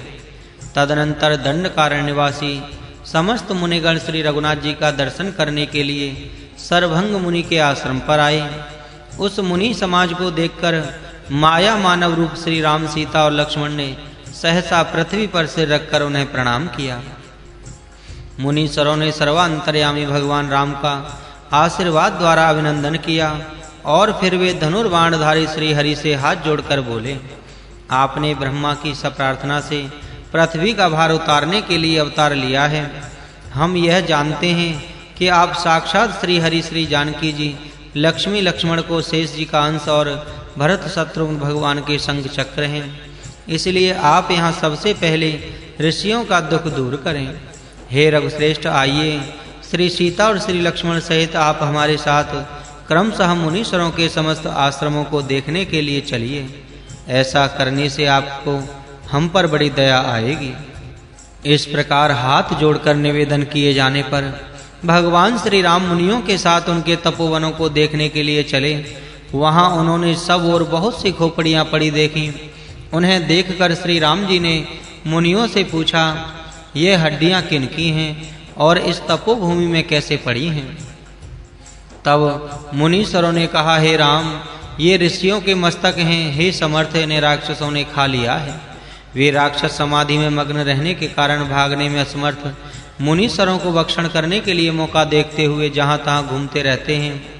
मुनियों के भय दीनतापूर्ण वचन सुनकर श्री रामचंद्र जी ने समस्त राक्षसों का वध करने के लिए प्रतिज्ञा की। इस प्रकार क्रमशः मुनीश्वरों के आश्रम देखते हुए प्रभु श्री रघुनाथ जी वनवासी मुनियों के द्वारा नित्य पूजित होते हुए श्री सीता और लक्ष्मण के साथ वहां कुछ वर्ष रहे। तदनंतर वे सुविख्यात सुतीक्ष्ण मुनि के आश्रम में गए, जो ऋषियों से भरा हुआ समस्त ऋतुओं के गुणों से युक्त और सब समय सुखदायक था। श्री राम का आगमन सुन श्री राम मंत्र के उपासक और अगस्त्य के शिष्य सुतीक्ष्ण उन्हें लेने के लिए स्वयं आगे आए और उनकी विधिवत पूजा की। उस समय सुतीक्ष्ण के नेत्र भक्तिवश भगवत दर्शन के लिए अति उतावले हो रहे थे। सुतीक्ष्ण बोले, हे अनंत गुण अप्रमेय सीतापते, हे मैं आपका ही मंत्र जपता हूँ। हे अविराम श्री राम, भगवान शिव और परमपिता ब्रह्मा आपके चरणों के आश्रित हैं। आपके चरण संसार सागर से पार करने के लिए सुदृढ़ पौंत जहाज हैं। हे नाथ, मैं सर्वदा आपके दासों का दास हूँ और आप समस्त संसार की इंद्रियों के विषय हैं। तथापि इस मल मूत्र के पुतले शरीर मोह पास में जिनका हृदय बंधा हुआ है, ऐसे मुझ दीन को अपनी ही माया से मोहित होकर पुत्र कलत्र और ग्रह आदि के अंधकूप में पड़ा देखकर आप स्वयं ही मुझे अपना पुण्य दर्शन देने के लिए पधारे हैं। आप समस्त प्राणियों के हृदय में विराजमान हैं। तथापि जो लोग आपके मंत्र जाप से विमुख हैं, उन्हें आप अपनी माया से मोहित करते हैं, और जो उस मंत्र के जाप में तत्पर हैं, उनकी माया दूर हो जाती है। इस प्रकार राजा के समान आप सबको उनकी सेवा के अनुसार फल देने वाले हैं। हे ईश, वास्तव में एकमात्र आप ही इस विश्व की उत्पत्ति स्थिति प्रलय के कारण होते हुए त्रिगुणमयी माया के कारण ब्रह्मा विष्णु महादेव के रूप में भासते हैं। आप ही मुग्ध चित्त पुरुषों की दृष्टि में मनुष्य पशु पक्षी आदि नाना प्रकार की आकृतियों से प्रतीत हो रहे हैं।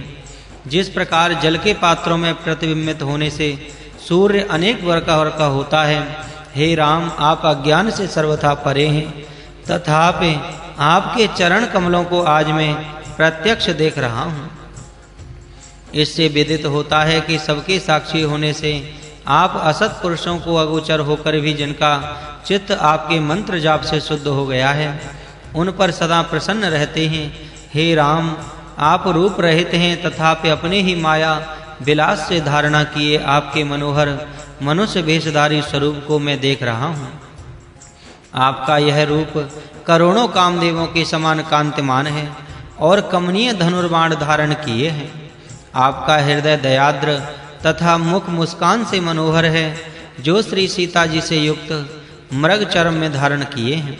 सर्वथा अजय है, जिनके चरण कमल नित्य सुमित्रा नंदन से सेवित हैं और जिनकी नील कमल के समान आभा है, उन अनंत गुण संपन्न अत्यंत शांत मेरा सौभाग्य स्वरूप श्री राम मूर्ति में अरहनिश प्रणाम करता हूँ। श्री राम, जो लोग आपके स्वरूप को देश काल आदि समस्त उपाधियों से रहित और चिदघन प्रकाश स्वरूप जानते हैं, वे भले ही वैसा ही जाने, किंतु मेरे हृदय में तो आज जो प्रत्यक्ष रूप से दिखाई दे रहा है, यही रूप भासमान होता रहे।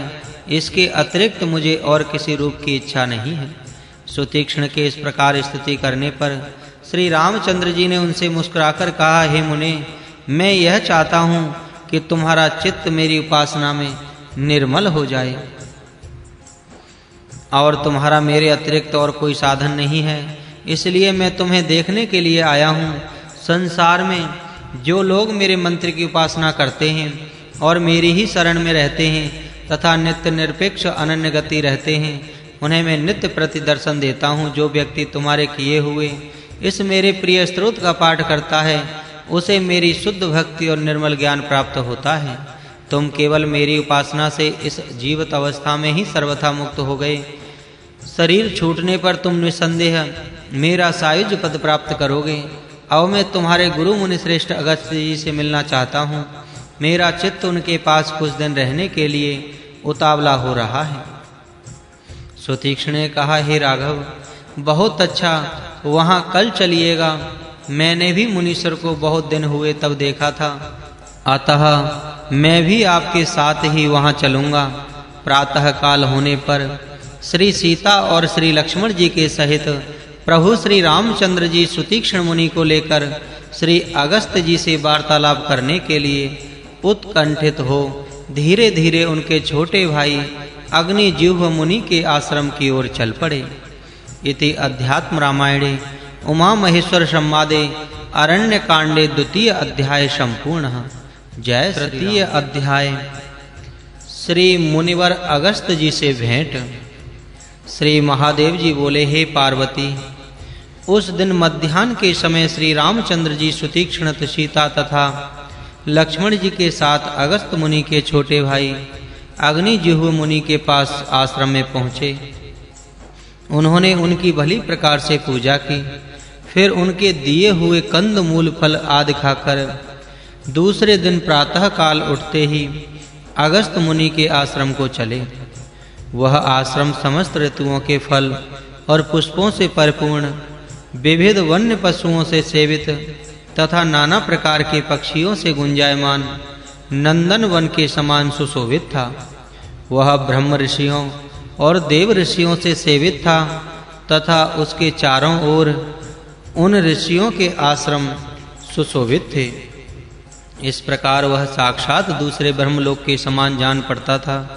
आश्रम के बाहर रहकर श्री रामचंद्र जी ने सुतीक्ष्ण मुनि से कहा, हे सुतीक्ष्ण, तुम शीघ्र ही मुनिवर अगस्त्य जी के पास जाकर उन्हें श्री सीता और लक्ष्मण के सहित मेरे आने की सूचना दो। तब सुतीक्ष्ण बड़ी प्रसन्नता की बात है ऐसा कहे शीघ्रता से श्री गुरु जी के आश्रम में गए। वहां जाकर श्री सुतीक्ष्ण जी ने देखा कि मुनि श्रेष्ठ श्री अगस्त्य मुनि मंडली से विशेषतया श्री राम भक्तों से घिरे हुए बैठे हैं और अत्यंत भक्ति पूर्वक अपने शिष्यों को श्री राम मंत्र की व्याख्या सुना रहे हैं। यह देखकर सुतीक्ष्ण उनके पास गए। उन्हें विनय पूर्वक दंडवत प्रणाम कर सुबुद्धि सुतीक्ष्ण जी ने कहा, ब्राह्मण दशरथ कुमार श्री राम जी श्री सीता और भाई लक्ष्मण जी के साथ आपके दर्शनों के लिए आए हैं और अंजलि बांधे आश्रम के बाहर खड़े हैं। श्री अगस्त्य जी बोले, वत्स, तुम्हारा कल्याण हो। तुम शीघ्र ही मेरे हृदय स्थित भगवान श्री राम को ले आओ। मैं उनके दर्शनों की इच्छा से उन्हीं का ध्यान करता हुआ यहाँ रहता हूँ। ऐसा कहे वे शीघ्र ही मुनियों के साथ उठकर स्वयं श्री रामचंद्र जी के पास आए और उनसे अत्यंत भक्ति पूर्वक बोले, हे राम, आइए, आपका कल्याण हो। आज बड़े भाग्य से आपका समागम हुआ है। आज का दिन सफल है। आज मुझे मेरे प्रिय अतिथि प्राप्त हुए हैं। मुनीश्वर को आते देख श्री रामचंद्र जी अत्यंत आनंदित होकर लक्ष्मण और सतसीता के सहित पृथ्वी पर दंड के समान लेट गए। तब मुनिराज ने तुरंत ही श्री राम को उठाकर भक्ति पूर्वक हृदय से लगा लिया और उनके शरीर स्पर्श से प्राप्त हुए आनंद से उनके नेत्रों में जल भर आया। तदनंतर मुनि श्रेष्ठ अगस्त्य जी एक हाथ से श्री रघुनाथ जी का हाथ पकड़कर उन्हें प्रसन्न मन से अपने आश्रम में ले आए और उन्हें सुखपूर्वक आसन पर बिठाकर उनकी विधि विधान से बड़ी पूजा की तथा समयानुकूल नाना प्रकार के वन्य फल भोजन कराए। इस प्रकार एकांत में सुखपूर्वक बैठे हुए चंद्रवदन श्री रामचंद्र जी से भगवान अगस्त्य मुनि ने हाथ जोड़कर कहा, हे राम, पूर्व काल में जिस समय क्षीर समुद्र के समीप परमपिता ब्रह्मा जी ने आपसे भूमि का भार उतारने के लिए रावण का वध करने की प्रार्थना की थी, तभी से आपके दर्शनों की इच्छा से मैं तपस्या करता हुआ और आप ही का चिंतन करता हुआ आपके आने की प्रतीक्षा में यहाँ मुनियों के साथ रहता हूँ। सृष्टि के आरंभ में विकल्प और उपाधि से रहित आप अकेले ही थे। उस समय और कुछ भी नहीं था। आप ही में आश्रित तथा आप ही को विषय कराने वाली माया आपकी शक्ति ही कही जाती है। जिस समय यह माया शक्ति आप निर्गुण को ढक लेती है, उस समय वेदांत निष्ठ पुरुष इसे अव्याकृत कहते हैं, कोई इसे मूल प्रकृति कहते हैं और कोई माया तथा यही अविद्या, संस्कृति और बंधन आदि अनेक नामों से पुकारी जाती है। आपके द्वारा क्षुभित होने पर इस शक्ति से महतत्व उत्पन्न होता है और महतत्व से आप ही की प्रेरणा से अहंकार प्रकट हुआ है। महतत्व से ओतप्रोत वह अहंकार 3 प्रकार का हुआ जो सात्विक, राजस और तामस कहलाता है। हे राम, तामस अहंकार से शब्द, स्पर्श, रूप, रसगंध ये 5 सूक्ष्म तन्मात्राएं हुई और इन सूक्ष्म तन्मात्राओं से इनके गुणानुसार क्रमशः आकाश, वायु, अग्नि, जल और पृथ्वी ये 5 स्थूल भूत हुए। राजस अहंकार से 10 इंद्रियां और सात्विक अहंकार से इंद्रियों के अधिष्ठाता देवताओं तथा मन उत्पन्न हुए। इन सब से मिलकर समष्टि सूक्ष्म शरीर रूपधारी हिरण्यगर्भ हुआ, जिसका दूसरा नाम सूत्रात्मा भी है। स्थिर स्थूल भूत समूह से विराट उत्पन्न हुआ और विराट पुरुष से यह संपूर्ण स्थावर जंगम संसार प्रकट हुआ। हे जगदीश्वर, काल और कर्म के क्रम से आप ही देव, तिर्यक और मनुष्य आदि योनियों में प्रकट हुए हैं। अपने मायिक गुणों के भेद से आप ही रजोगुण द्वारा जगत कर्ता परमपिता ब्रह्मा जी, सत्व गुण द्वारा जगत की रक्षा करने वाले विष्णु, तमोगुण से उसका लय करने वाले भगवान रुद्र हुए हैं, ऐसा विद्वान पुरुष कहते हैं। हे राम, बुद्धि के सत्व, रज और तम इन 3 गुणों से ही प्राणी की क्रमशः जागृत, स्वप्न और सुषुप्ति ये 3 अवस्थाएं होती हैं। पर आप इन तीनों से सर्वथा अलग हैं, इनके साक्षी चित्त स्वरूप और अविकारी हैं। रघुनंदन, जिस समय आप सृष्टि रूपी लीला का विस्तार करना चाहते हैं, उस समय माया को अंगीकार कर गुणवान से हो जाते हैं। हे राम, आपकी यह माया सदा विद्या और अविद्या 2 रूप से भासती है। जो लोग प्रवृत्ति मार्ग में लगे रहते हैं वे अविद्या के वशीभूत हैं, और जो वेदांतार्थ का विचार करने वाले निवृत्ति परायण और आपकी भक्ति में निरत हैं वे विद्यामय समझे जाते हैं। इनमें से जो अविद्या के वशीभूत हैं वे सदा जन्म मरण रूप संसार में फंसे रहते हैं, और जो विद्यावासी हैं वे ही नित्य मुक्त हैं। संसार में जो लोग आपकी भक्ति में तत्पर और आप ही के मंत्र की उपासना करने वाले होते हैं, उन्हीं के अंतःकरण में विद्या का प्रादुर्भाव होता है और किसी को नहीं। अतः जो पुरुष आपकी भक्ति से संपन्न है वे निस्संदेह मुक्त ही है। आपकी भक्ति से भक्ति रूप अमृत के बिना स्वप्न में भी मोक्ष नहीं हो सकता। हे राम, और अधिक क्या कहूँ, इस विषय में जो सार बात है वह तुम्हारे बताए देता हूँ। संसार में साधु संग ही मोक्ष का मुख्य कारण है। संसार में जो लोग संपद विपद में समान चित्त, स्त्रिया रहित, पुत्र वित्त आदि की इच्छाओं से रहित, इंद्रियों का दमन करने वाले शांत चित्त, आपके भक्त, संपूर्ण कामनाओं से शून्य, इष्ट तथा अनिष्ट की प्राप्ति में समान रहने वाले, संगहीन, समस्त कर्मों का त्याग करने वाले, सर्वदा ब्रह्मपरायण रहने वाले, यम आदि गुणों से संपन्न तथा जो कुछ मिल जाए उसी में संतुष्ट रहने वाले होते हैं, वे ही साधु हैं। जिस समय ऐसे साधु पुरुष का संग होता है तो आपके कथा श्रवण में प्रेम हो जाता है।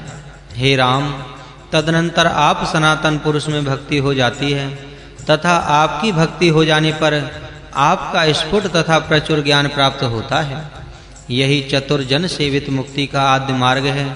अतः हे राघव, आप में मेरी सर्वदा प्रेम लक्षणा उत्तम भक्ति बनी रहे, और हे हरे, मुझे अधिकतर आपके भक्तों का संग प्राप्त हो। हे नाथ, आज आपके दर्शनों से मेरा जन्म सफल हो गया। हे प्रभु, आज मेरे संपूर्ण यज्ञ सफल हो गए। मैंने बहुत समय से अनन्य भाव से तपस्या की थी। हे राम, आज मैंने आपकी प्रत्यक्ष पूजा की, यह उस तपस्या का ही फल है। हे राघव, सीता के सहित आप सर्वदा मेरे हृदय में निवास करें, मुझे चलते फिरते सदा आपका स्मरण बना रहे। श्री लक्ष्मीपति श्री रघुनाथ जी की इस प्रकार स्तुति कर मुनि श्रेष्ठ अगस्त्य जी ने उन्हें पूर्व काल में श्री राम ही के लिए इंद्र का दिया हुआ धनुष बाणों से भरे हुए कभी खाली न होने वाले 2 तरकश तथा एक रत्न जटित खड्ग दिया और कहा, हे राघव, पृथ्वी पर भार रूप राक्षसों का संहार करो, जिसके लिए आपने माया मानव रूप से अवतार लिया है। यहाँ से 2 योजन की दूरी पर गौतमी नदी के किनारे पवित्र वन से सुशोभित एक पंचवटी नामक आश्रम है। हे श्री रघुनाथ जी, आप अपना शेष काल वहीं व्यतीत करें। हे सतपते, वहीं रहकर आप देवताओं के बहुत से कार्य सिद्ध करें। तदनंतर सर्वज्ञ भगवान राम अगस्त्य जी का यह मनोहर भाषण और तत्वार्थ गर्भित स्रोत सुनकर उनकी अनुमति लेकर प्रसन्नता पूर्वक उनके दिखाए हुए मार्ग से चले। श्री अध्यात्म रामायणे उमा महेश्वर संवादे अरण्य कांड तृतीय सर्ग समाप्तः। जय। चतुर्थ अध्याय पंचवटी में निवास और श्री लक्ष्मण जी को उपदेश। श्री महादेव जी बोले, हे पार्वती, मार्ग में जाते हुए श्री रामचंद्र जी ने पर्वत शिखर के समान बैठे हुए वृद्ध जटायु को देखा। उसे देखकर उनको बड़ा आश्चर्य हुआ कि यह क्या है। तब वे श्री लक्ष्मण जी से बोले, सौमित्रे, मेरा धनुष लाओ, देखो सामने यह राक्षस बैठा है। मैं ऋषियों को भक्षण करने वाले इस दुष्ट को अभी मार डालता हूँ। श्री राम का यह वचन सुन गृध्रराज ने भय से व्यथित होकर कहा, श्री राम, मैं तुम्हारे द्वारा मारे जाने योग्य नहीं हूँ। मैं तुम्हारे पिता का प्रिय सखा जटायु नामक गृध्र हूँ। तुम्हारा कल्याण हो, मैं तो तुम्हारा हितकारी हूँ। तुम्हारी ही हित कामना से मैं पंचवटी में रहूँगा। किसी समय जब लक्ष्मण जी भी मृगया के लिए वन में चले जाएंगे तो मैं श्री जनक नंदिनी श्री सीता जी की प्रयत्न पूर्वक रक्षा करूँगा।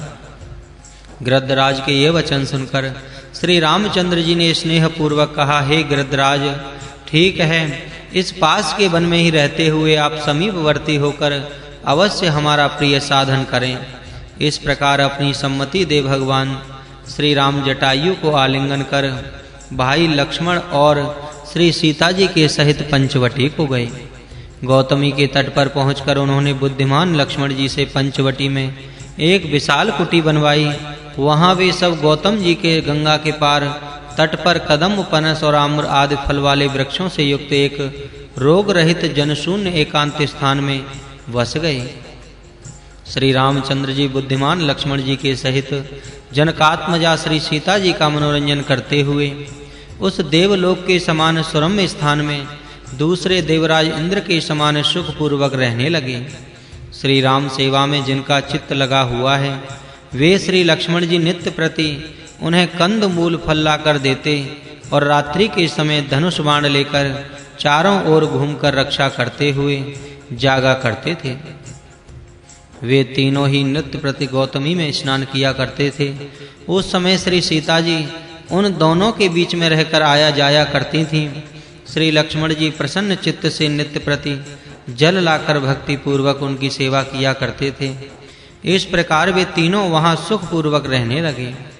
एक दिन श्री लक्ष्मण जी ने एकांत में बैठे हुए परमात्मा श्री राम के पास जाकर नम्रता पूर्वक पूछा, भगवान, मैं आपके मुखारविंद से मोक्ष का अविचारी निश्चिंत साधन सुनना चाहता हूँ। अतः हे कमल नयन, आप उसका संक्षेप में वर्णन करें। हे रघुश्रेष्ठ, आप मुझे भक्ति और वैराग्य से सना हुआ विज्ञान युक्त ज्ञान सुनाइए। संसार में आपके अतिरिक्त इस विषय का उपदेश करने वाला और कोई नहीं है।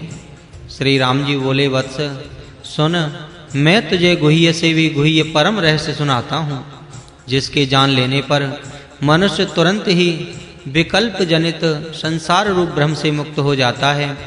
प्रथम मैं तुमसे माया का स्वरूप कहूँगा, तत्पश्चात ज्ञान का साधन बताऊंगा और फिर विज्ञान के सहित ज्ञान का वर्णन करूंगा। इनके अतिरिक्त ज्ञेय परमात्मा का भी स्वरूप बतलाऊंगा, जिसके जान लेने पर मनुष्य संसार भय से मुक्त हो जाता है।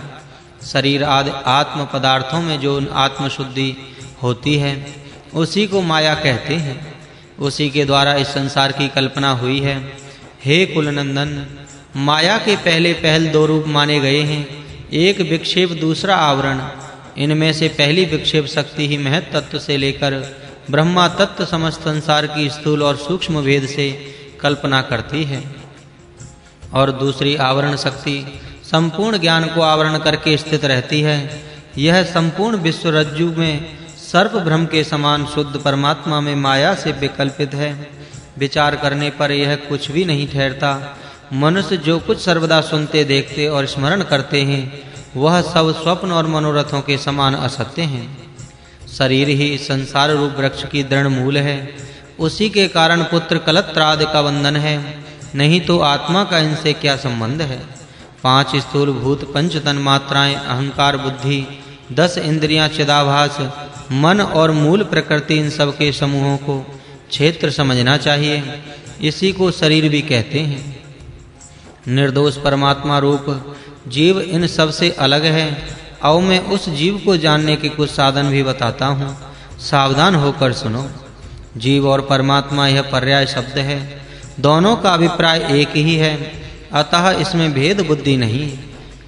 अभिमान से दूर रहना, दम्भ और हिंसा आदि का त्याग करना, दूसरों के किए हुए आक्षेप आदि को सहन करना, सर्वत्र सरल भाव रखना, मन, वचन और शरीर के द्वारा सच्ची भक्ति से सद्गुरु की सेवा करना, बाह्य और आंतरिक शुद्धि रखना, सत्कर्मों में तत्पर रहना, मन, वाणी और शरीर का संयम करना, विषयों में प्रवृत्त ना होना, अहंकार शून्य रहना, जन्म, मृत्यु, रोग और बुढ़ापे आदि के कष्टों का विचार करना, पुत्र, स्त्री और धन आदि में आसक्ति तथा स्नेह न करना, इष्ट और अनिष्ट की प्राप्ति में चित्त को सदा समान रखना, मुझ सर्वात्मा श्री राम में अनन्य बुद्धि रखना, जन समूह से शून्य पवित्र देश में रहना, संसारी लोगों से सर्वथा उदासीन रहना, आत्मज्ञान का सदा उद्योग करना तथा वेदांत के अर्थ का विचार करना। इन उक्त साधनों से तो ज्ञान प्राप्त होता है, और इनके विपरीत आचरण करने से विपरीत फल अज्ञान मिलता है, जिससे ऐसा बोध होता है कि मैं बुद्धि, प्राण, मन, देह और अहंकार आदि से विलक्षण नित्य शुद्ध बुद्ध चेतन आत्मा हूँ। वही ज्ञान है। यह मेरा निश्चय है। जिस समय इसका साक्षात अनुभव होता है, उस समय इसी को विज्ञान कहते हैं। आत्मा सर्वत्र पूर्ण चिदानंद स्वरूप अविनाशी, बुद्धि आदि उपाधियों से शून्य तथा परिणाम आदि से रहित है। यह अपने प्रकाश से देह आदि को प्रकाशित करता हुआ भी स्वयं आवरण शून्य, एक अद्वितीय और सत्य ज्ञान आदि स्वरूप तथा संग्रहित स्वयं प्रकाश और सबका साक्षी है। ऐसा विज्ञान से जाना जाता है। जिस समय आचार्य और शास्त्र के उपदेश से जीवात्मा और परमात्मा की एकता का ज्ञान होता है, उसी समय मूला अविद्या अपने कार्य, शरीर आदि तथा इंद्रियों के सहित अर्थात अपने स्थूल और सूक्ष्म कार्य के सहित परमात्मा में लीन हो जाती है। अविद्या की इस लयावस्था को ही मोक्ष कहते हैं। आत्मा में यह मोक्ष केवल उपाचार मात्र है। वास्तव में आत्मा ही मुक्तावस्था, आगंतुक नहीं है। वह तो सदा ही मुक्त है। हे रघुनंदन, लक्ष्मण, तुम्हें मैंने यह ज्ञान, विज्ञान और वैराग्य के सहित परमात्मा स्वरूप अनंत मोक्ष रूप सुनाया, किंतु जो लोग मेरी भक्ति से विमुख हैं, उनके लिए मैं इसे अत्यंत दुर्लभ मानता हूँ।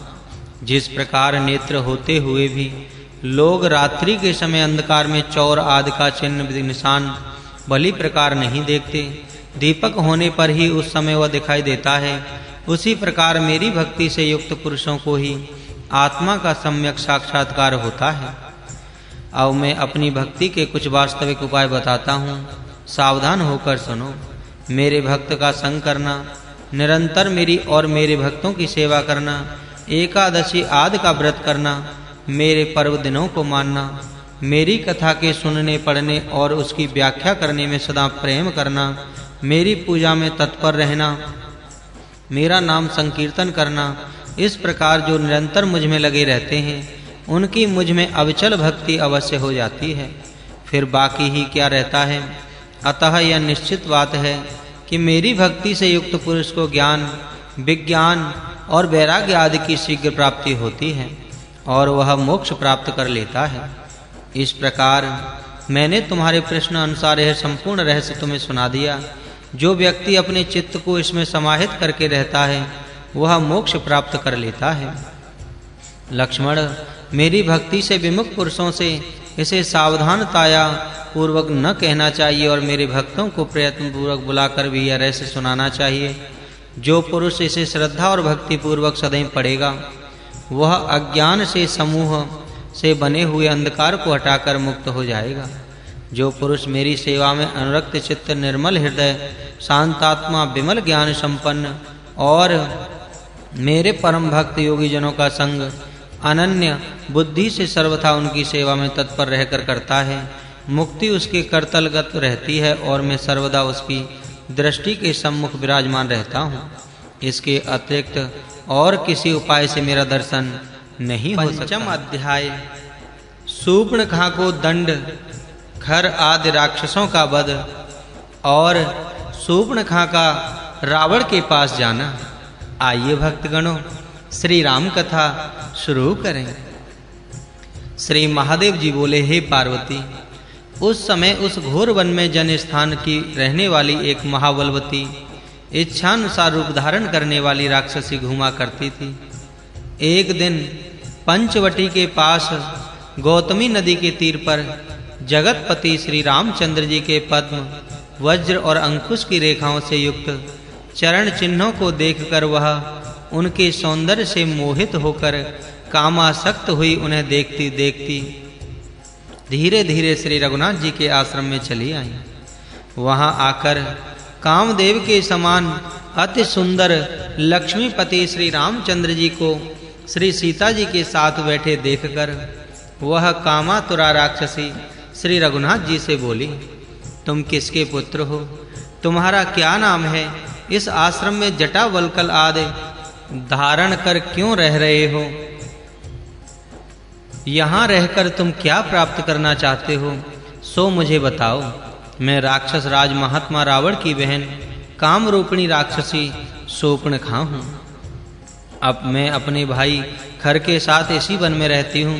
राजा ने मुझे इस संपूर्ण वन का अधिकार सौंप दिया है, अतः मैं मुनियों को खाती हुई यहाँ रहती हूँ। हे वक्ताओं में श्रेष्ठ, मैं तुम्हारे विषय में जानना चाहती हूँ, अतः तुम मुझे अपना नाम धाम आदि बताओ। तब भगवान ने उससे कहा, मैं अयोध्यापति राजा दशरथ का राम नामक पुत्र हूँ। यह सुंदरी मेरी भार्या जनक नंदिनी सीता है तथा वह अति सुंदर कुमार मेरा छोटा भाई लक्ष्मण है। हे त्रिभुवन सुंदरी, बताओ मैं तुम्हारा क्या कार्य करूं? श्री रामचंद्र जी का यह वचन सुनकर कामातुरा शूर्पणखा बोली, राम चलो किसी गिरी गुहा में चलकर मेरे साथ आनंद करो। इस समय मैं कामातुरा हूँ, अतः आप कमल नयन को छोड़ नहीं सकती। तब श्री रामचंद्र जी ने नेत्रों से श्री सीता जी की ओर संकेत करके मुस्कुराकर कहा, हे सुंदरी, मेरी तो यह भार्या मौजूद है जिसको त्यागना असंभव है। इसके रहते हुए तुम जन्म भर शौच की डाह से जलती हुई किस प्रकार रह सकोगी? बाहर मेरा अत्यंत सुंदर छोटा भाई लक्ष्मण विराजमान है, वह तुम्हारा योग्य पति होगा।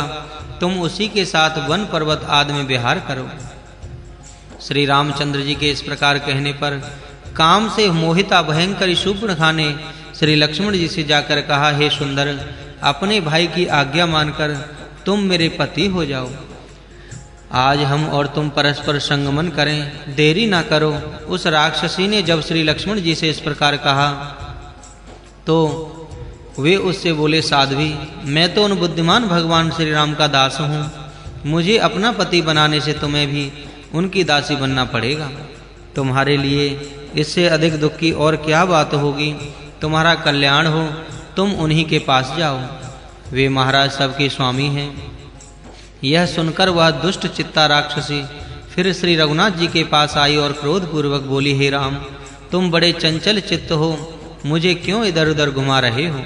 मैं अभी तुम्हारे सामने ही इस सीता को खाए जाती हूँ, ऐसा कह वह विकट रूप धारण कर श्री जानकी जी की ओर दौड़ी। तब श्री लक्ष्मण जी ने श्री रामचंद्र जी की आज्ञा से उसे पकड़कर बड़ी फुर्ती से खंग लेकर उसके नाक कान काट डाले। तदनंतर वह घोर शब्द करती हुई रुधिर में लथपथ हो बड़ी शीघ्रता से जाकर रोती और कठोर शब्द करती घर के सामने गिर पड़ी।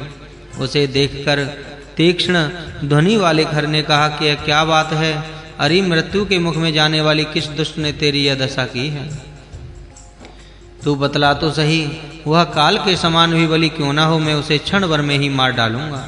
तब राक्षसी शूर्पणखा ने उससे कहा, यहाँ सीता और लक्ष्मण के सहित राम दंडकारण्य को निर्भय करता हुआ गोदावरी के तट पर रहता है।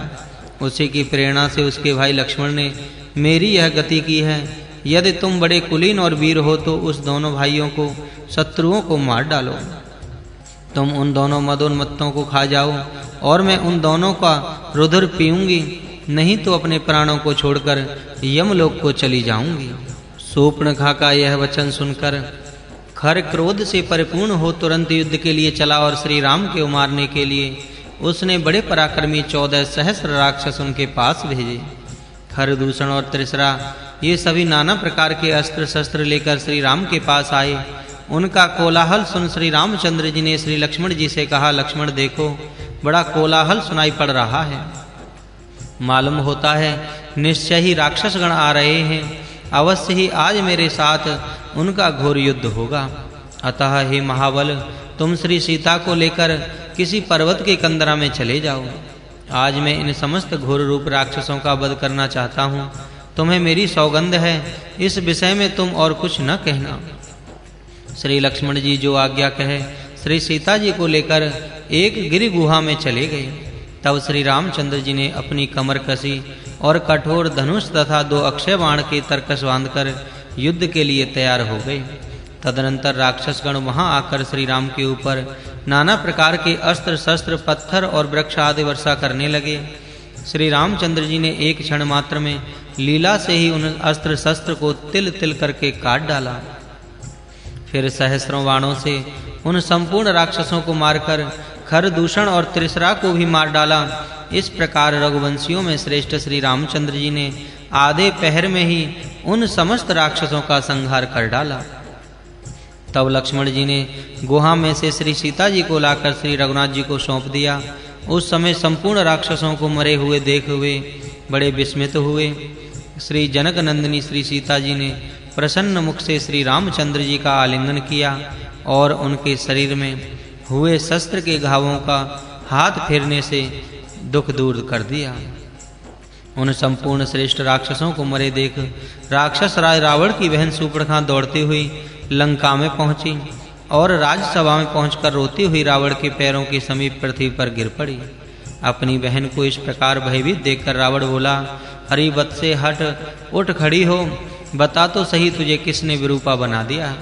हे भद्रे, यह देवराज इंद्र का काम है अथवा यम, वरुण और कुबेर में किसी ने नहीं किया? बता, एक क्षण में ही मैं उसे भस्म कर डालूंगा। तब राक्षसी शूर्पणखा ने उससे कहा, तुम बड़े ही प्रमादी और मूढ़ बुद्धि हो। तुम मद्यपान में आसक्त स्त्री के वशीभूत और सब विषयों में नपुंसक जैसे दिखाई पड़ते हो। तुम्हारे 4 खुफिया पुलिस रूप नेत्र नहीं हैं। फिर तुम राजा कैसे रह सकोगे? यह बात सुनकर युद्ध में खर मारा गया तथा दूषण और त्रिसरा आदि 14 सहस्त्र मुख्य राक्षसों को राक्षस शत्रु राम ने एक क्षण में ही मार डाला और सारे जन स्थान को मुनीश्वरों के लिए सर्वथा निर्भय कर दिया। इतना उत्पात हो जाने पर भी तुम्हें अभी तक कुछ पता ही नहीं, इसलिए मैं कहती हूँ कि तुम मूढ़ हो। रावण बोला, अरे तू बता तो, वह राम कौन है? उसने किसके लिए और किस प्रकार इन राक्षसों को मारा? तू सब बात विस्तार पूर्वक कहे, मैं उसका मूलोच्छेद कर डालूंगा।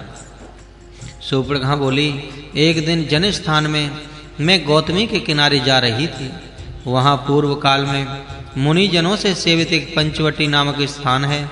उस आश्रम में मैंने जटावल्कल आदि से सुशोभित धनुष बाणधारी कमल नयन शोभाधाम श्री राम को देखा।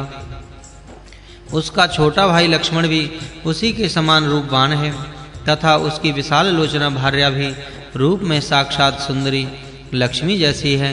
हे राजन, देव, गंधर्व, नाग और मनुष्य आदि में किसी की भी स्त्री ऐसी रूपवती न देखी है और न सुनी है। वह शुभ लक्षणा अपनी कांति से संपूर्ण वन को प्रकाशित कर रही थी। हे अनघ, उसे तुम्हारी पत्नी बनाने के लिए मैंने लाने का प्रयत्न किया था। इसी से श्री राम के भाई लक्ष्मण ने मेरी नाक काट डाली। फिर राम की प्रेरणा से महाबली लक्ष्मण ने मेरे कान भी काट दिए। तब मैं अत्यंत दुख से रोती हुई खर के पास गई। अब उसने भी अपने राक्षस सेनापतियों के साथ तुरंत जाकर श्री राम से युद्ध ठाना, किंतु उस महाबलशाली राम ने एक क्षण में ही वे समस्त भीम विक्रम राक्षस नष्ट कर दिए। मुझे तो ऐसा मालूम होता है यदि राम के मन में आ जाए तो वो निस्संदेह आधे निमेष में ही संपूर्ण त्रिलोकी को भस्म कर सकता है, किंतु यदि उसकी स्त्री सीता तुम्हारी भार्या हो जाए तो तुम्हारा जीवन सफल हो जाएगा। अतः हे राजेंद्र, तुम ऐसा प्रयत्न करो जिससे संपूर्ण लोकों में एकमात्र सुंदरी कमल नयनी श्री सीता तुम्हारी प्राण प्रिया हो। श्री राम के सामने साक्षात न ठहर सकोगे, इसलिए उन रघुश्रेष्ठ को किसी प्रकार माया जाल से मोहित कर तुम उसे प्राप्त कर सकते हो। यह सुनकर राक्षस राज रावण ने सुंदर वाक्यों और दानवान आदि से बहन शूर्पणखा को धैर्य बंधाकर अपने अंतःपुर में प्रवेश किया, किंतु वहां चिंता के कारण उसे रात्रि को नींद नहीं आई। वह सोचने लगा, बड़े आश्चर्य की बात है, अकेले मनुष्य मात्र रघुवंशी राम ने बल वीर और सहस्र संपन्न मेरे भाई खर को सेना के सहित कैसे मार डाला, अथवा यह राम मनुष्य नहीं साक्षात परमात्मा ही है। पूर्व काल में की हुई ब्रह्मा की प्रार्थना से मेरी सेना के सहित मुझे वानर सेनाओं से मारने के लिए इस समय रघुवंश के मनुष्य रूप से अवतार लिया है। यदि परमात्मा द्वारा मैं मारा गया तब तो मैं वैकुंठ को जाऊंगा, नहीं तो चिरंकाल पर्यंत राक्षसों का राज्य तो भोगूंगा ही। इसलिए मैं अवश्य श्री राम के पास चलूंगा। संपूर्ण राक्षसों के स्वामी रावण ने इस प्रकार विचार कर भगवान श्री राम को साक्षात परमात्मा हरि जानकर यह निश्चय किया कि मैं विरोध बुद्धि से ही भगवान के पास जाऊंगा, क्योंकि भक्ति के द्वारा भगवान शीघ्र प्रसन्न नहीं हो सकते। श्री अध्यात्म रामायणे उमा महेश्वर संवादे अरण्य कांडे पंचम सर्ग संपूर्ण। जय श्री राम।